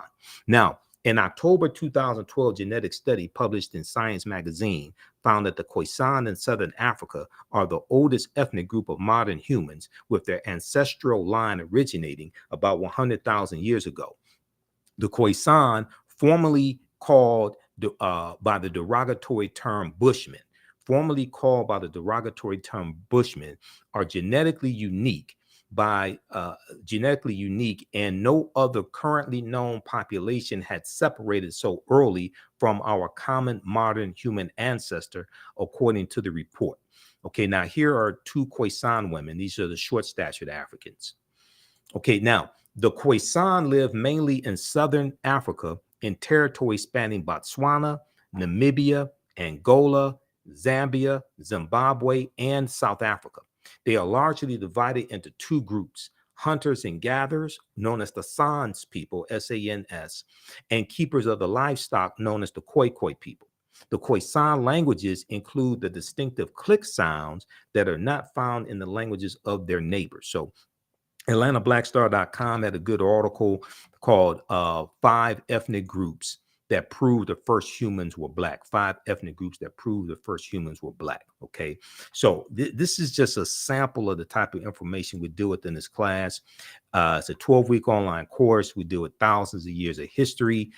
We look at archaeological discoveries that have come out in the last 15, maybe going back 20 years.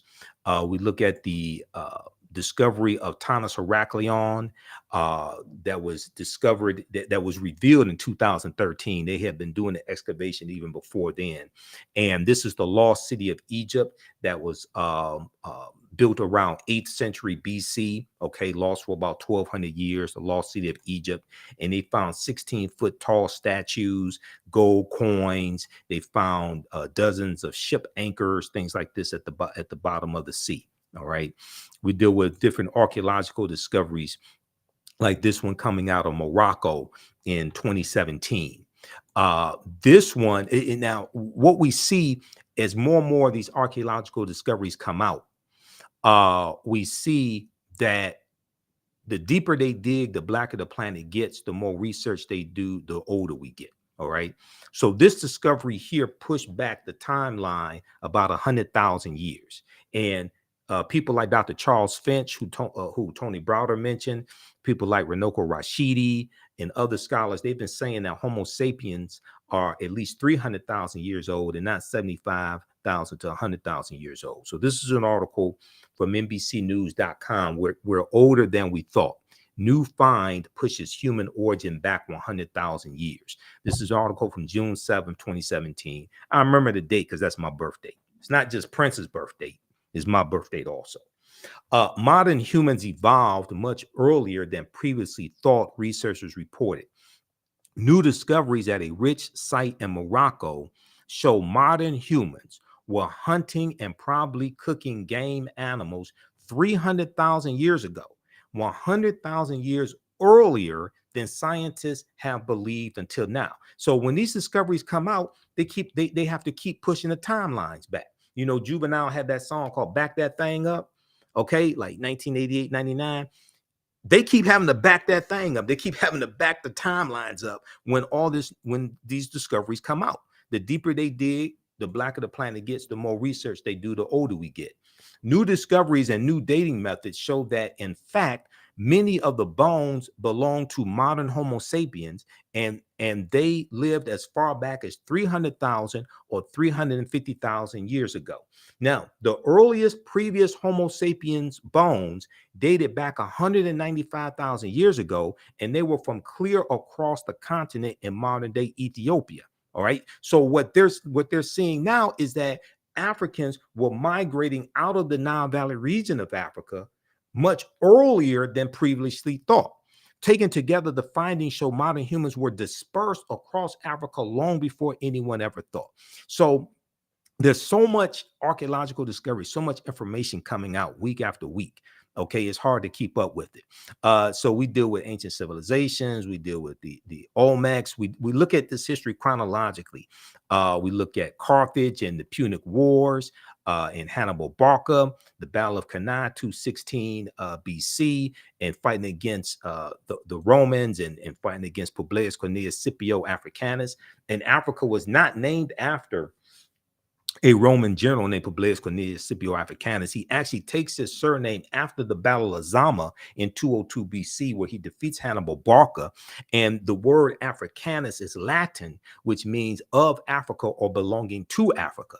So, for instance, if you look at Cassell's Latin English Dictionary, 2002 edition, page 11 in the entry for a fear, or any Latin English dictionary, not just specifically this one, but when I was doing my research on language, this was one of my sources. Africanus means of Africa or belonging to Africa, and that prefix, the free referred to a Black African people in Algeria and Tunisia. And we know that Tunisia, that region of Tunisia was historically called Carthage, where the Carthaginians were. The Carthaginians are descendants of the Phoenicians. The Phoenicians are descendants of a larger group of Africans known as the Garamantes.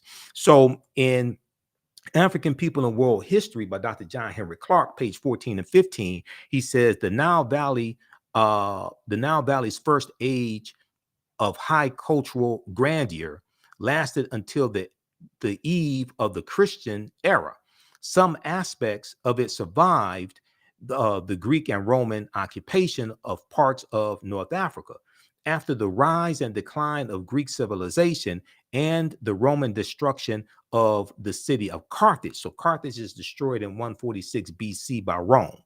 The Romans organized the conquered territories into a province they called Africa, a word derived from Afri, A-F-R-I, the name of a group of people about whom little is known.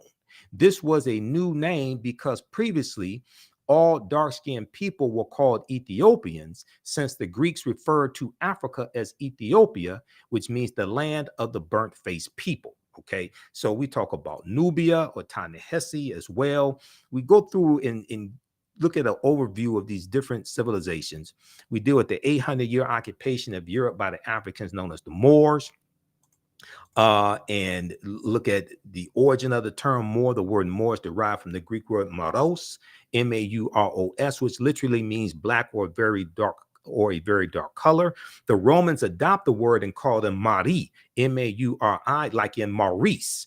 Maurice is in reference to a Moorish boy or a little boy. That prefix Mari is in reference to the Moors.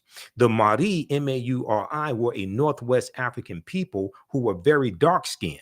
The Romans will refer to the region of Northwest Africa as Mauritania. Mauritania. Mauritania is Latin and means the land of the black-skinned people. You will also see the term Marish, M-A-U-R-I-S-H. One of the sources that we use in the class for documentation. Now, you don't have to buy any of these books to follow along in class. You don't have to buy any of these books, but I use this as reference to document what I'm talking about. Proper documentation ends all conversation. And when we had our conversation with Tony Browder, we talked about documentation. We talked about references. Okay, so if you read Golden Age of the Moor, edited by Dr. Ivan Van Sertima, who we talked about a lot in the conversation with Tony. This book right here, Golden Age of the Moor, edited by Dr. Ivan Van Sertima. If you look at pages 527 and 187, you'll see references to this information that I'm citing right here. All right. So it took a long time to put together the curriculum for this class. I've been teaching this class on and off since 2017. So I've been teaching like 7 years. It has evolved immensely over the years. And the class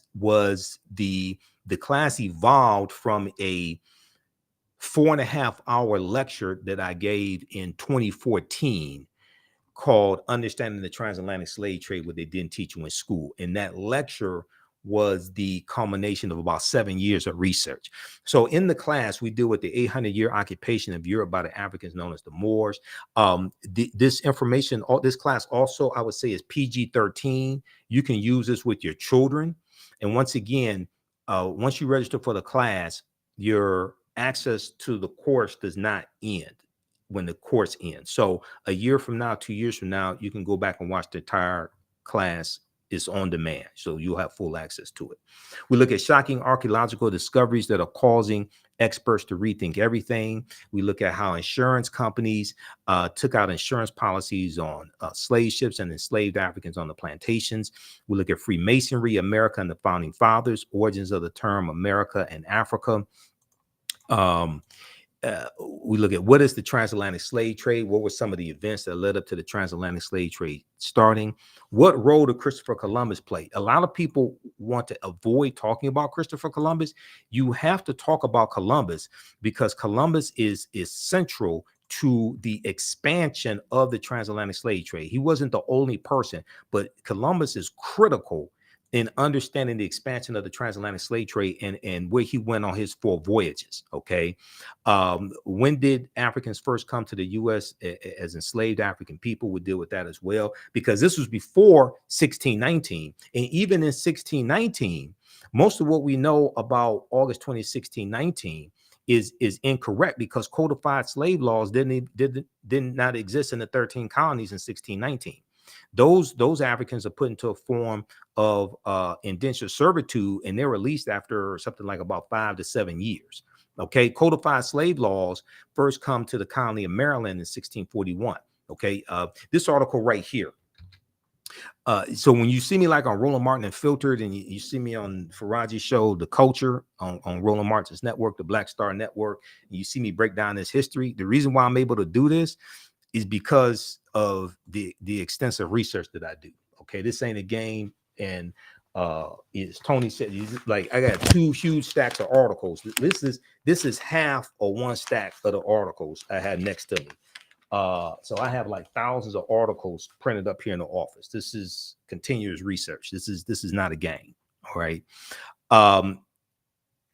This is a historical marker at Fort Monroe, and it notes the in Virginia, and it notes the arrival of the first Africans in Virginia. Okay, this comes from a critical article from VirginiaMercury.com, August 11th, 2019.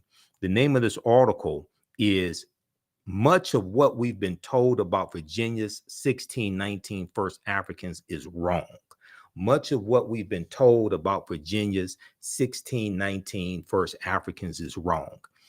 And then there were Africans in South Carolina in 1526. Now, we're not talking about Africans being here 51,700 years ago. We're not talking about Juan Garrido coming into Florida with Juan Ponce de Leon, the Spanish conquistador, in 1513.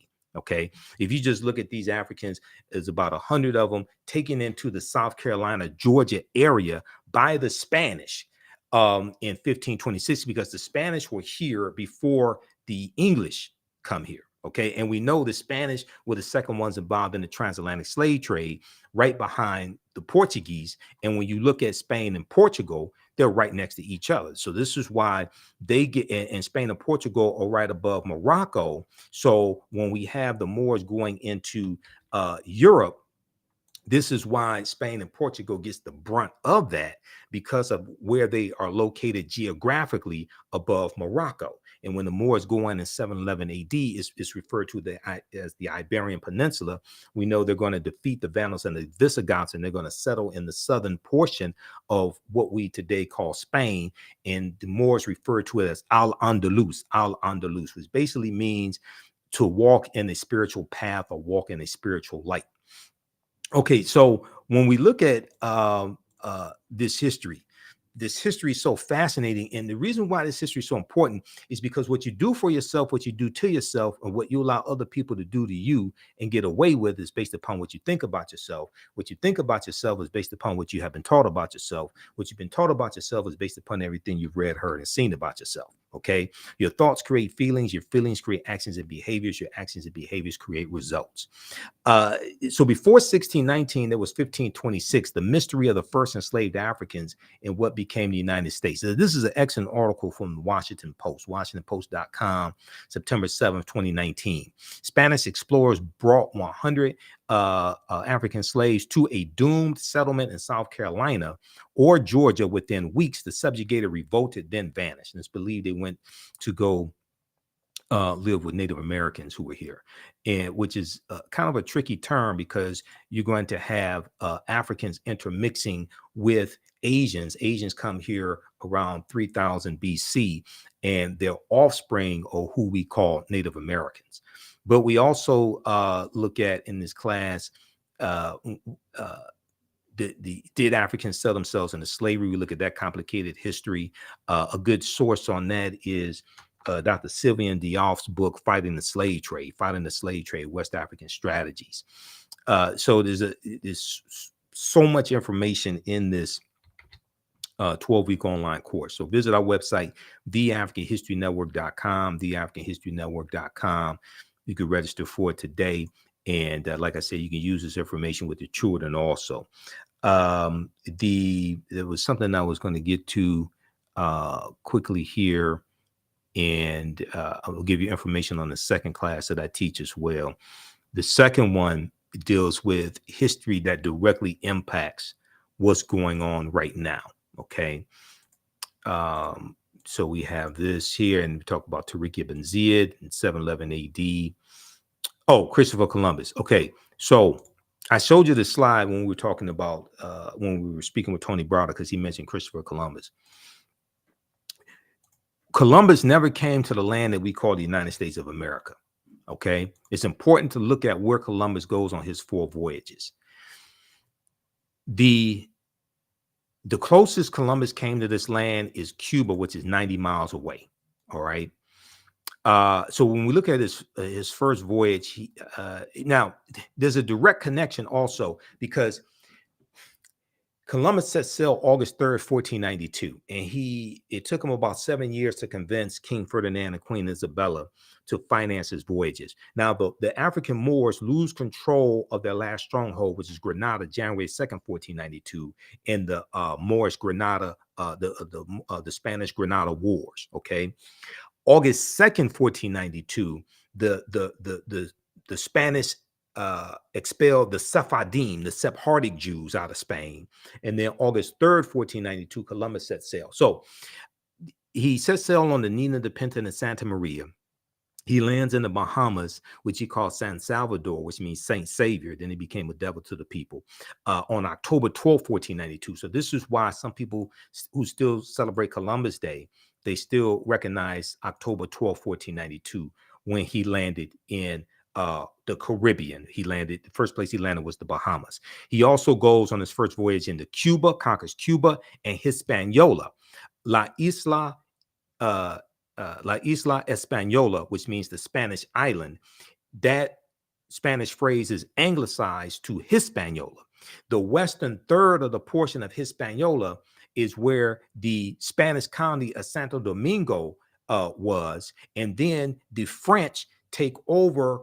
The French fight against the Spanish and take control of the western third of the island of Hispaniola in 1697 and call it Saint Dominique. And then there's a revolution in the island, in the colony of Saint Dominique in 1791, and those Africans are going to win their independence from France, declare their independence January 1st, 1804, and called it Haiti or Haiti. Okay, this is what we're talking about. This is the region that we're talking about. Columbus's second voyage, 1493, September 1493, he goes into the West Indies and into Puerto Rico or Bariquin, and then Jamaica in 1494. The Spanish are conquering all these territories, and you're going to see constant fights between these Europeans who have been fighting and killing each other for hundreds of years. They went from being groups of barbarians, okay, the Anglos and the Saxons and the Jutes and the Lombards and the Picts and the Alans and the Franks. They went from being and the Vandals and the Visigoths. They went from being groups of barbarians to having kingdoms, and then they go from having kingdoms to having nations, and they were fighting and killing each other for hundreds of years, and they will continue with World War I in 1914. In World War II, starting in September 1939, when Adolf Hitler invades Poland. Okay, so what's going on in Ukraine right now is in the region of the world where World War II started, because Ukraine is bordered by which 2 countries? Russia and Poland. Okay, so what's taking place in Ukraine is serious, because that's the region of the world where World War II started, when Hitler invaded Poland, like Putin invaded Ukraine, but it was 1939. This is why you have to understand history. Okay, now, third voyage, May 1498, Columbus conquers Trinidad and the Venezuelan mainland. And then fourth voyage, May 1504, his last voyage, because he dies in 1506, he goes into Panama and Honduras in Central America.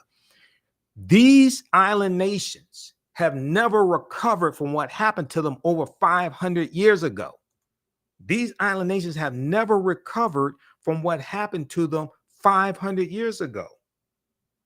And Columbus helped to laid the foundation for slavery, racism, capitalism, and the exploitation of indigenous people, which would then lead to Right Reverend Bishop Bartholomew de las Casas going to he goes to the Pope right around 1517 or so, and says that the Native Americans have suffered enough, and that we need to stop enslaving them and enslave exclusively African people, but also to a lesser extent white people as well. He says that, but it's going to be uh, um, more extensively African people. He said they needed to save the Native American souls. They needed to save the Native American souls. Okay.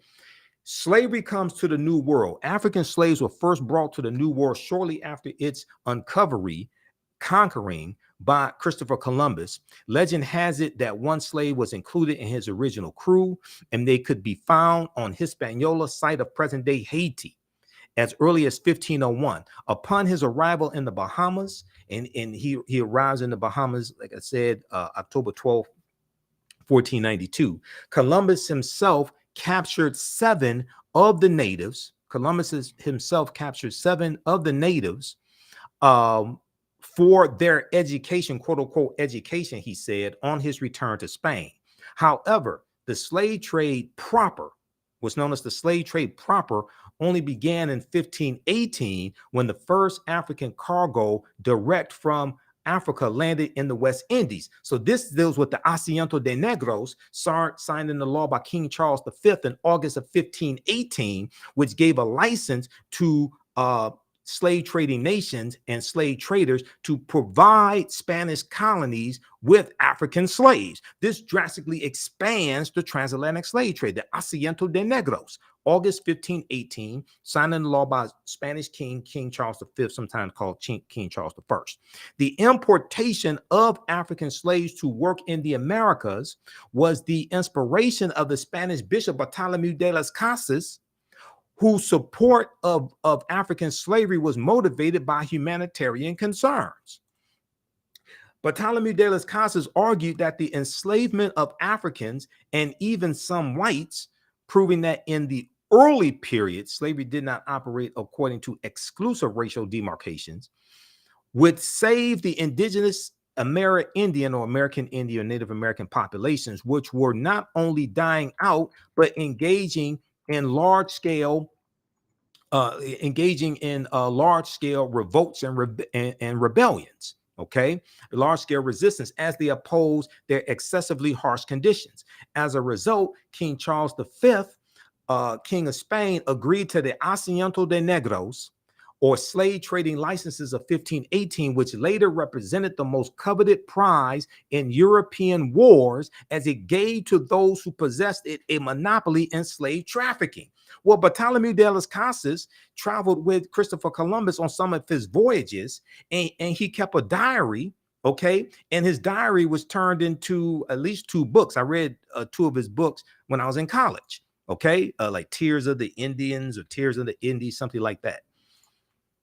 So Columbus and de las Casas are crucial to understanding the transatlantic slave trade and its expansion. So this is why we have to look at this history chronologically. Professor Kaba Hiawatha Kamene, who's one of my teachers, and you've heard many of my interviews with him over the years, he says, to understand the existence of something, you must first understand the pre-existence of existence, okay?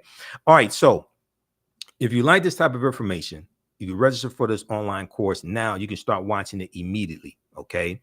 And we have a lot of archive content there. This is understanding the ancient Kemet, the Moors, and the Ma'afa, understanding the transatlantic slave trade, what they didn't teach you in school. How's everybody doing today? How you all like this type of information? Give us a thumbs up, give us a heart, give us a like. Now, I got to pace myself because I got to teach a 2-hour class as soon as I finish this broadcast. See, y'all got me going. I have to pace myself. Then I have to do a 2-hour radio show tonight, okay? So I'm going to be knocked out after my radio show is over with. We do our radio shows Sundays, 9 p.m. to 11 p.m. Eastern Standard Time. Okay, so ancient Kemet, the Moors, and the Ma'afa. Kemet, one of the original names for Egypt. This is a 12-week online course. This time around, we'll do at least 13 sessions. Okay. It's on sale $60, regularly $130, one of the best investments you ever make. And it's the gift that keeps on giving. If you want to give this as a gift to somebody, you can. You can use this registration with your family. You can use this with your children also, because I would say the content is PG-13. It's not overly graphic. I don't do a lot of cursing or anything like that. All right. And I do a PowerPoint presentation with book references, articles, video clips, excerpts of interviews I've done with some of the scholars as well. Register for, we have a bundle package. You register for both classes for only $100. So this one and the second one that I teach, Black resistance movements from the Haitian Revolution, U.S. Civil War, Civil Rights Movement, and Black Power Movement. And we do the second one on Sundays, normally 2 p.m. to 4 p.m. Eastern Standard Time. Today we have to do it at 3 p.m. because I had to do the interview with Tony Browder. And I've been talking to Tony about doing an interview with him probably like 2 years. And I said, so when I talked to him Friday when I was on Roland Martin's show, we were texting back and forth, talking about Queen Cleopatra, some other information. And I said, okay, so would you be available for me to interview this weekend? And he said, so we'll do Sunday at 1 o'clock. I said, okay, I'll rearrange things, because I was trying to catch him before he went to South Africa a few months ago, and we weren't able to do it. So I said, I gotta go ahead and do it. Okay, now so how you all like this type of information? Give us a thumbs up, give us a heart, give us a like, follow us on our social media platforms. YouTube, Michael Imhotep, IMHOTEP. Turn on live notifications so you know when we go live. If you want to support us, also do it through Cash App or PayPal as opposed to YouTube. YouTube takes a third of whatever donations we get, and they only pay out once a month. Okay, Cash App and PayPal is immediate, so we can use that to cover expenses. $, the AHN show through Cash App, and through PayPal, paypal.me/the AHN show. Okay, now the second class that I teach, and we do this on Sundays, is Black resistance movements from the Haitian Revolution, U.S. Civil War, Civil Rights Movement, and Black Power Movement.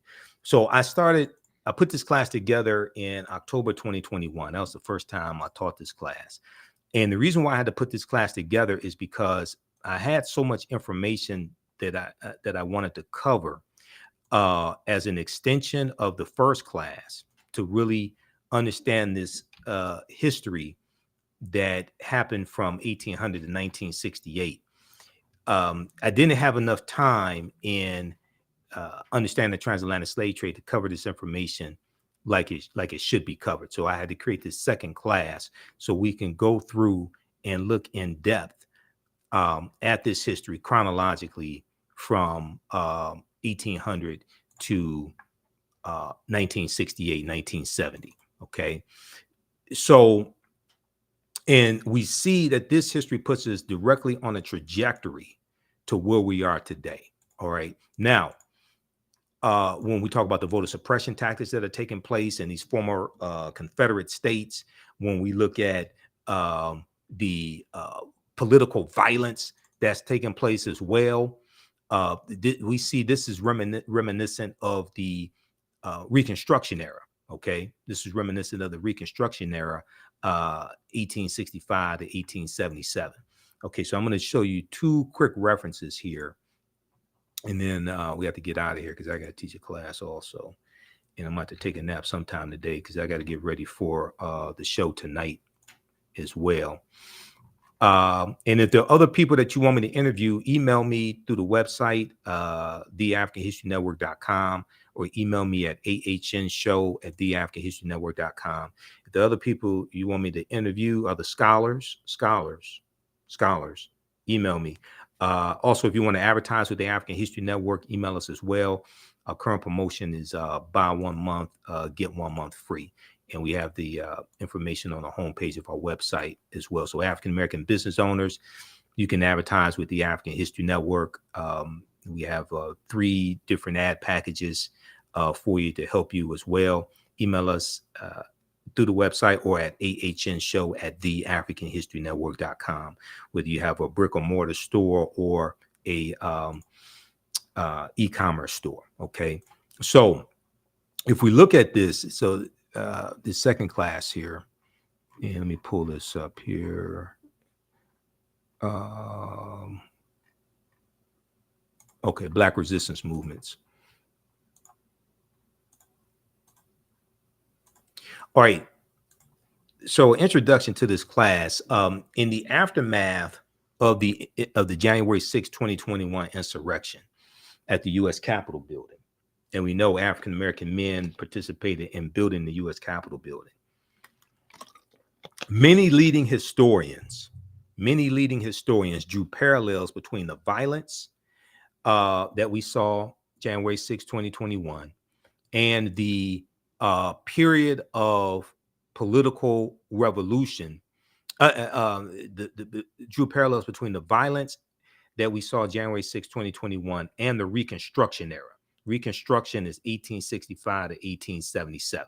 Okay, 1865 to 1877, and this was the period of political revolution directly following the U.S. Civil War, which is 1861 to 1865.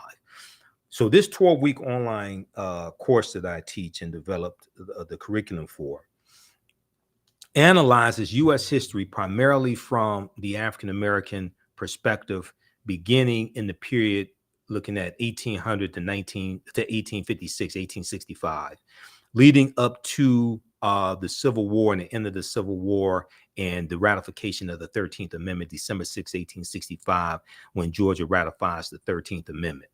We'll look at the Reconstruction era, 1865, 1877, the Red Summer of 1919, which was the year after World War I ends, and you have about 25 major race riots across the country. We look at World War I, 1914, 1918, the Great Migration, 1915, 1970. 6 million African Americans migrate from the South up north and out west. The Great Migration totally changes the history of this country. World War II, 1939, 1945, the Civil Rights Movement and the Black Power Movement. Okay, so we look at history 1800 to 1968. We start with the Haitian Revolution and the Louisiana Purchase of 1803. Because the Haitian Revolution and the Louisiana Purchase, those two events are connected.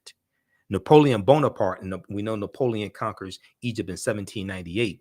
Napoleon is trying to raise money because the French are almost going bankrupt trying to fight the Haitians in Saint Dominique in Haiti. So they sell the land that Louisiana has here in the land we call the United States of America. They sell what's known as the Louisiana Purchase, the Louisiana Territory, 828,000 square miles of land for about 3 cents an acre. Okay. And this doubles the territory of the U.S. at the time, the Louisiana Purchase. This is looked at as one of the most significant things that President Thomas Jefferson did as president. The Louisiana Purchase of 1803 brought into the United States about 828,000 square miles of territory from France, thereby doubling the size of the young republic, the United States. What was known at the time as the Louisiana Territory stretched from the Mississippi River in the east to the Rocky Mountains in the west, and from the Gulf of Mexico in the south to the Canadian border in the north. Part or all of 15 states were eventually created from the land deal, which was considered one of the most important achievements of Thomas Jefferson's presidency. Okay, but we know France had no claim to the land because there was stolen land from Native Americans and Africans who were here. So you have one thief selling the land to another thief. This is the Louisiana Purchase. Okay. All right, now let me go back to this other slide, and then we have to get out of here. Okay, because I'll get going. I'll be here for the next 2 hours. I mean, this is the type of work that I do. So this is my life's passion, my life's work. It's important to understand this chronology of history from 1800 to 1968, 1970, which brings us to 2023. It's important to understand this chronology of history to get a better understanding of how we got to where we are now, to understand where we need to go from here, understand the laws and policies that need to be put in place to take us where we need to go. Everybody's talking about reparations, but very few people understand the history of the damage that you're trying to seek reparations for, to repair the damage of. And to seek a legal remedy to a historical problem implies that you need to understand both law and history. And unfortunately, most of our people don't understand either one of them. Unfortunately, some of this history is repeating itself. Unfortunately, some of this history is repeating itself. Okay, now there's a good article that we reference in the class. Now, this is from Time Magazine. Okay, Time Magazine. And if you all have any questions, be sure to email me. Email me at ahnshow@theafricanhistorynetwork.com, and I'll respond to I'll try to respond to all of the questions that you have as well. Okay. ahnshow@theafricanhistorynetwork.com. And if you want me to do a presentation for your group or organization, email me also right there or right through the website. Okay. Now, there's an excellent article from Time Magazine that deals with, I'm trying to find this article here because I have so many tabs open here in Google Chrome. Where's that article? Deals with the Reconstruction era and the importance of Reconstruction. Okay, I'll find it here just a second. Where is that article? What this article deals with is a study, a recent study, and it shows how the history of Reconstruction is either not being taught in schools across the country or taught very little in schools across the country. This is a critical piece of history to understand what's taking place today.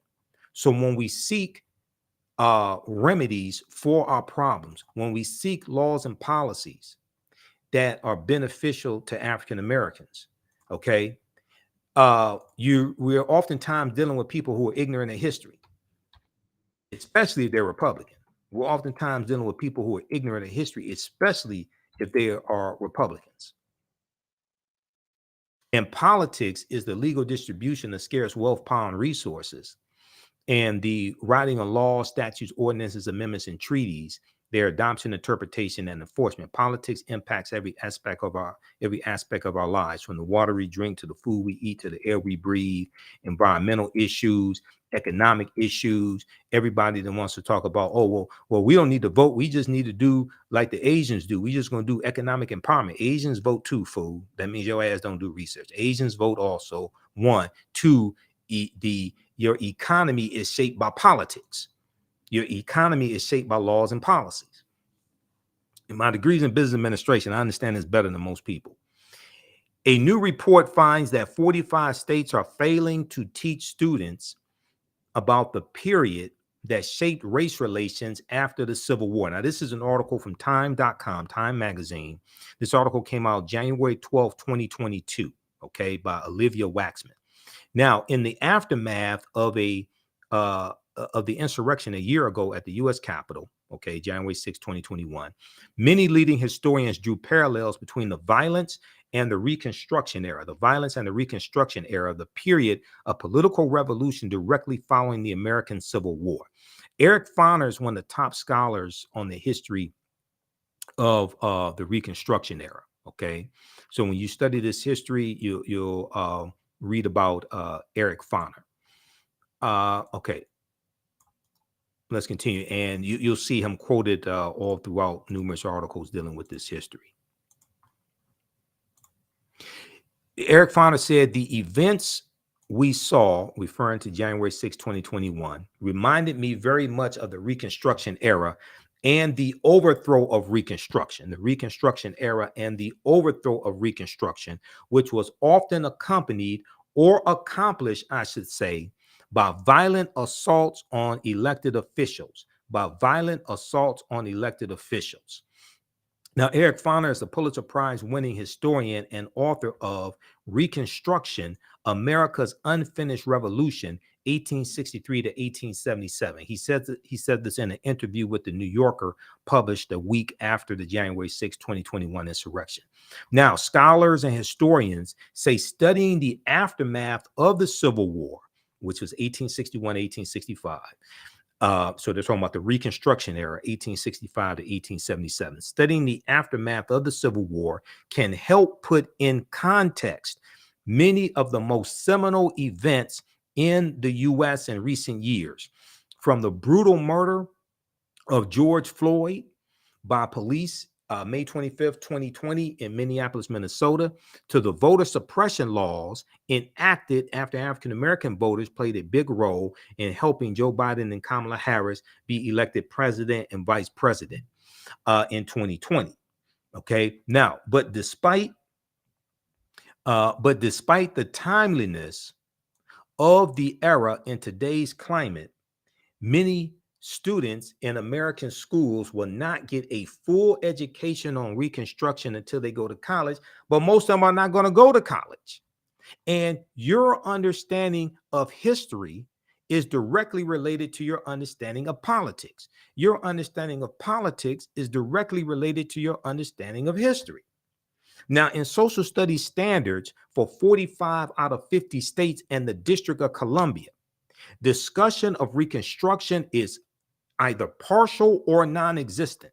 Discussion of Reconstruction is either partial or non-existent, according to historians who reviewed how the period is discussed in K through 12, kindergarten through 12th grade social studies standards for public schools nationwide. In a report produced by the education nonprofit organization, the Zen Education Project, the study's authors say they are concerned that American children will grow up to be uninformed about a critical period of U.S. history that helps explain why full racial equality remains unfulfilled today. So when you have people in political power who vote against policies that are beneficial to African Americans, whether it's the George Floyd Justice and Policing Act, whether it's the John Lewis Voting Rights Act, whether it's Domestic Terrorism Prevention Act, whether it's voting against the Crown Act, etc. You're dealing with people who are ignorant of history. And they have to be voted out of office. It's dangerous to have people ignorant of history in political power voting on policies that impact our lives. We're not even talking about reparations because they're ignorant of that too. This is why no Republicans support reparations. I'm neither Democrat nor Republican, but I sure as hell ain't stupid. I study politics. That's why you see me on Roland Martin Unfiltered. I'm a political commentator. I'm not just a historian. I'm a political commentator. No Republicans support reparations, not even the black ones. Representative Byron Donalds out of Florida, Burgess Owens out of Utah, John James out of Detroit, the Detroit area, Senator Tim Scott out of South Carolina, where the Civil War started. Senator Tim Scott is the one that blocked the George Floyd Justice and Policing Act in the negotiations between Senator Cory Booker, then Representative Karen Bass, Democrats, and Senator Tim Scott. He's the one that blocked the George Floyd Justice and Policing Act in the Senate. So it's not just understanding what elected officials can do for us. It's also understanding how to block and stop what they're trying to do to us, and understanding that you have to vote these people out of office. This is why we have to stop telling African Americans to exercise their right to vote. If you want to vote, if you want to exercise, you go to the gym and work out. You don't vote for exercise, you vote for power. Politics is the legal distribution of scarce wealth, power, and resources.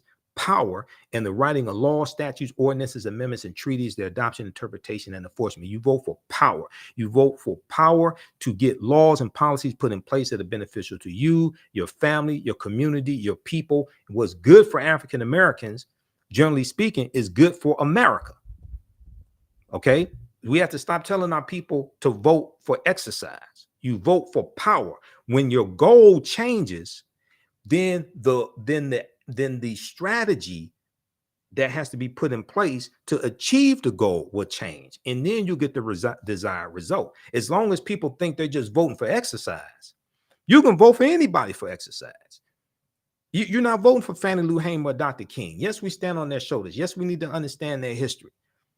Absolutely. But you're voting for today and the future. We need to understand the past But you ain't going to casting the vote for Fannie Lou Hamer. You can write in anybody's name for that. Mickey Mouse, Donald Duck, Doc McStuffins, anybody. You can write in anybody's name.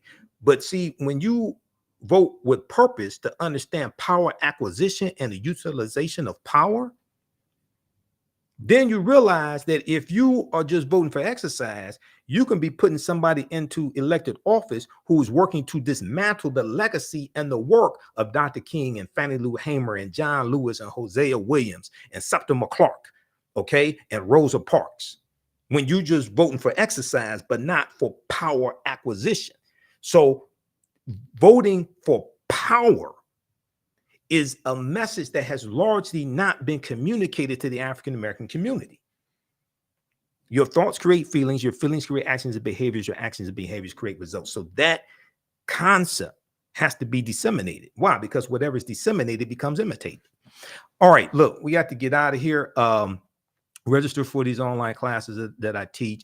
We have the bundle pack. You can get both classes also for $100. That's a $300 value. The classes are discounted right now for a limited time only. Hopefully you learned a lot today. Hopefully you like this type of information. And we'll see you in class. I'm going to post the link here again as well. We're doing the class today, 3 p.m. Eastern Standard Time. Black resistance movements from the Haitian Revolution, U.S. Civil War, Civil Rights Movement, and Black Power Movement, 1800 to 1968. So you can register for that class. Join us in class right now also. Okay. And I'll be on live Sunday, 9 p.m., 11 p.m. Eastern Standard Time, the African History Network show. You can join us here on our social media platforms. The African History Network on Facebook and Michael Imhotep on YouTube. And we'll talk about the Cleopatra controversy tonight. We'll deal with some of the history of Cleopatra. I talked about, if you saw Roland Martin Unfiltered on Friday, April 21st, I talked about Cleopatra there and some of her history. So we'll get into that discussion. And there's some other information that we'll get into as well. Okay.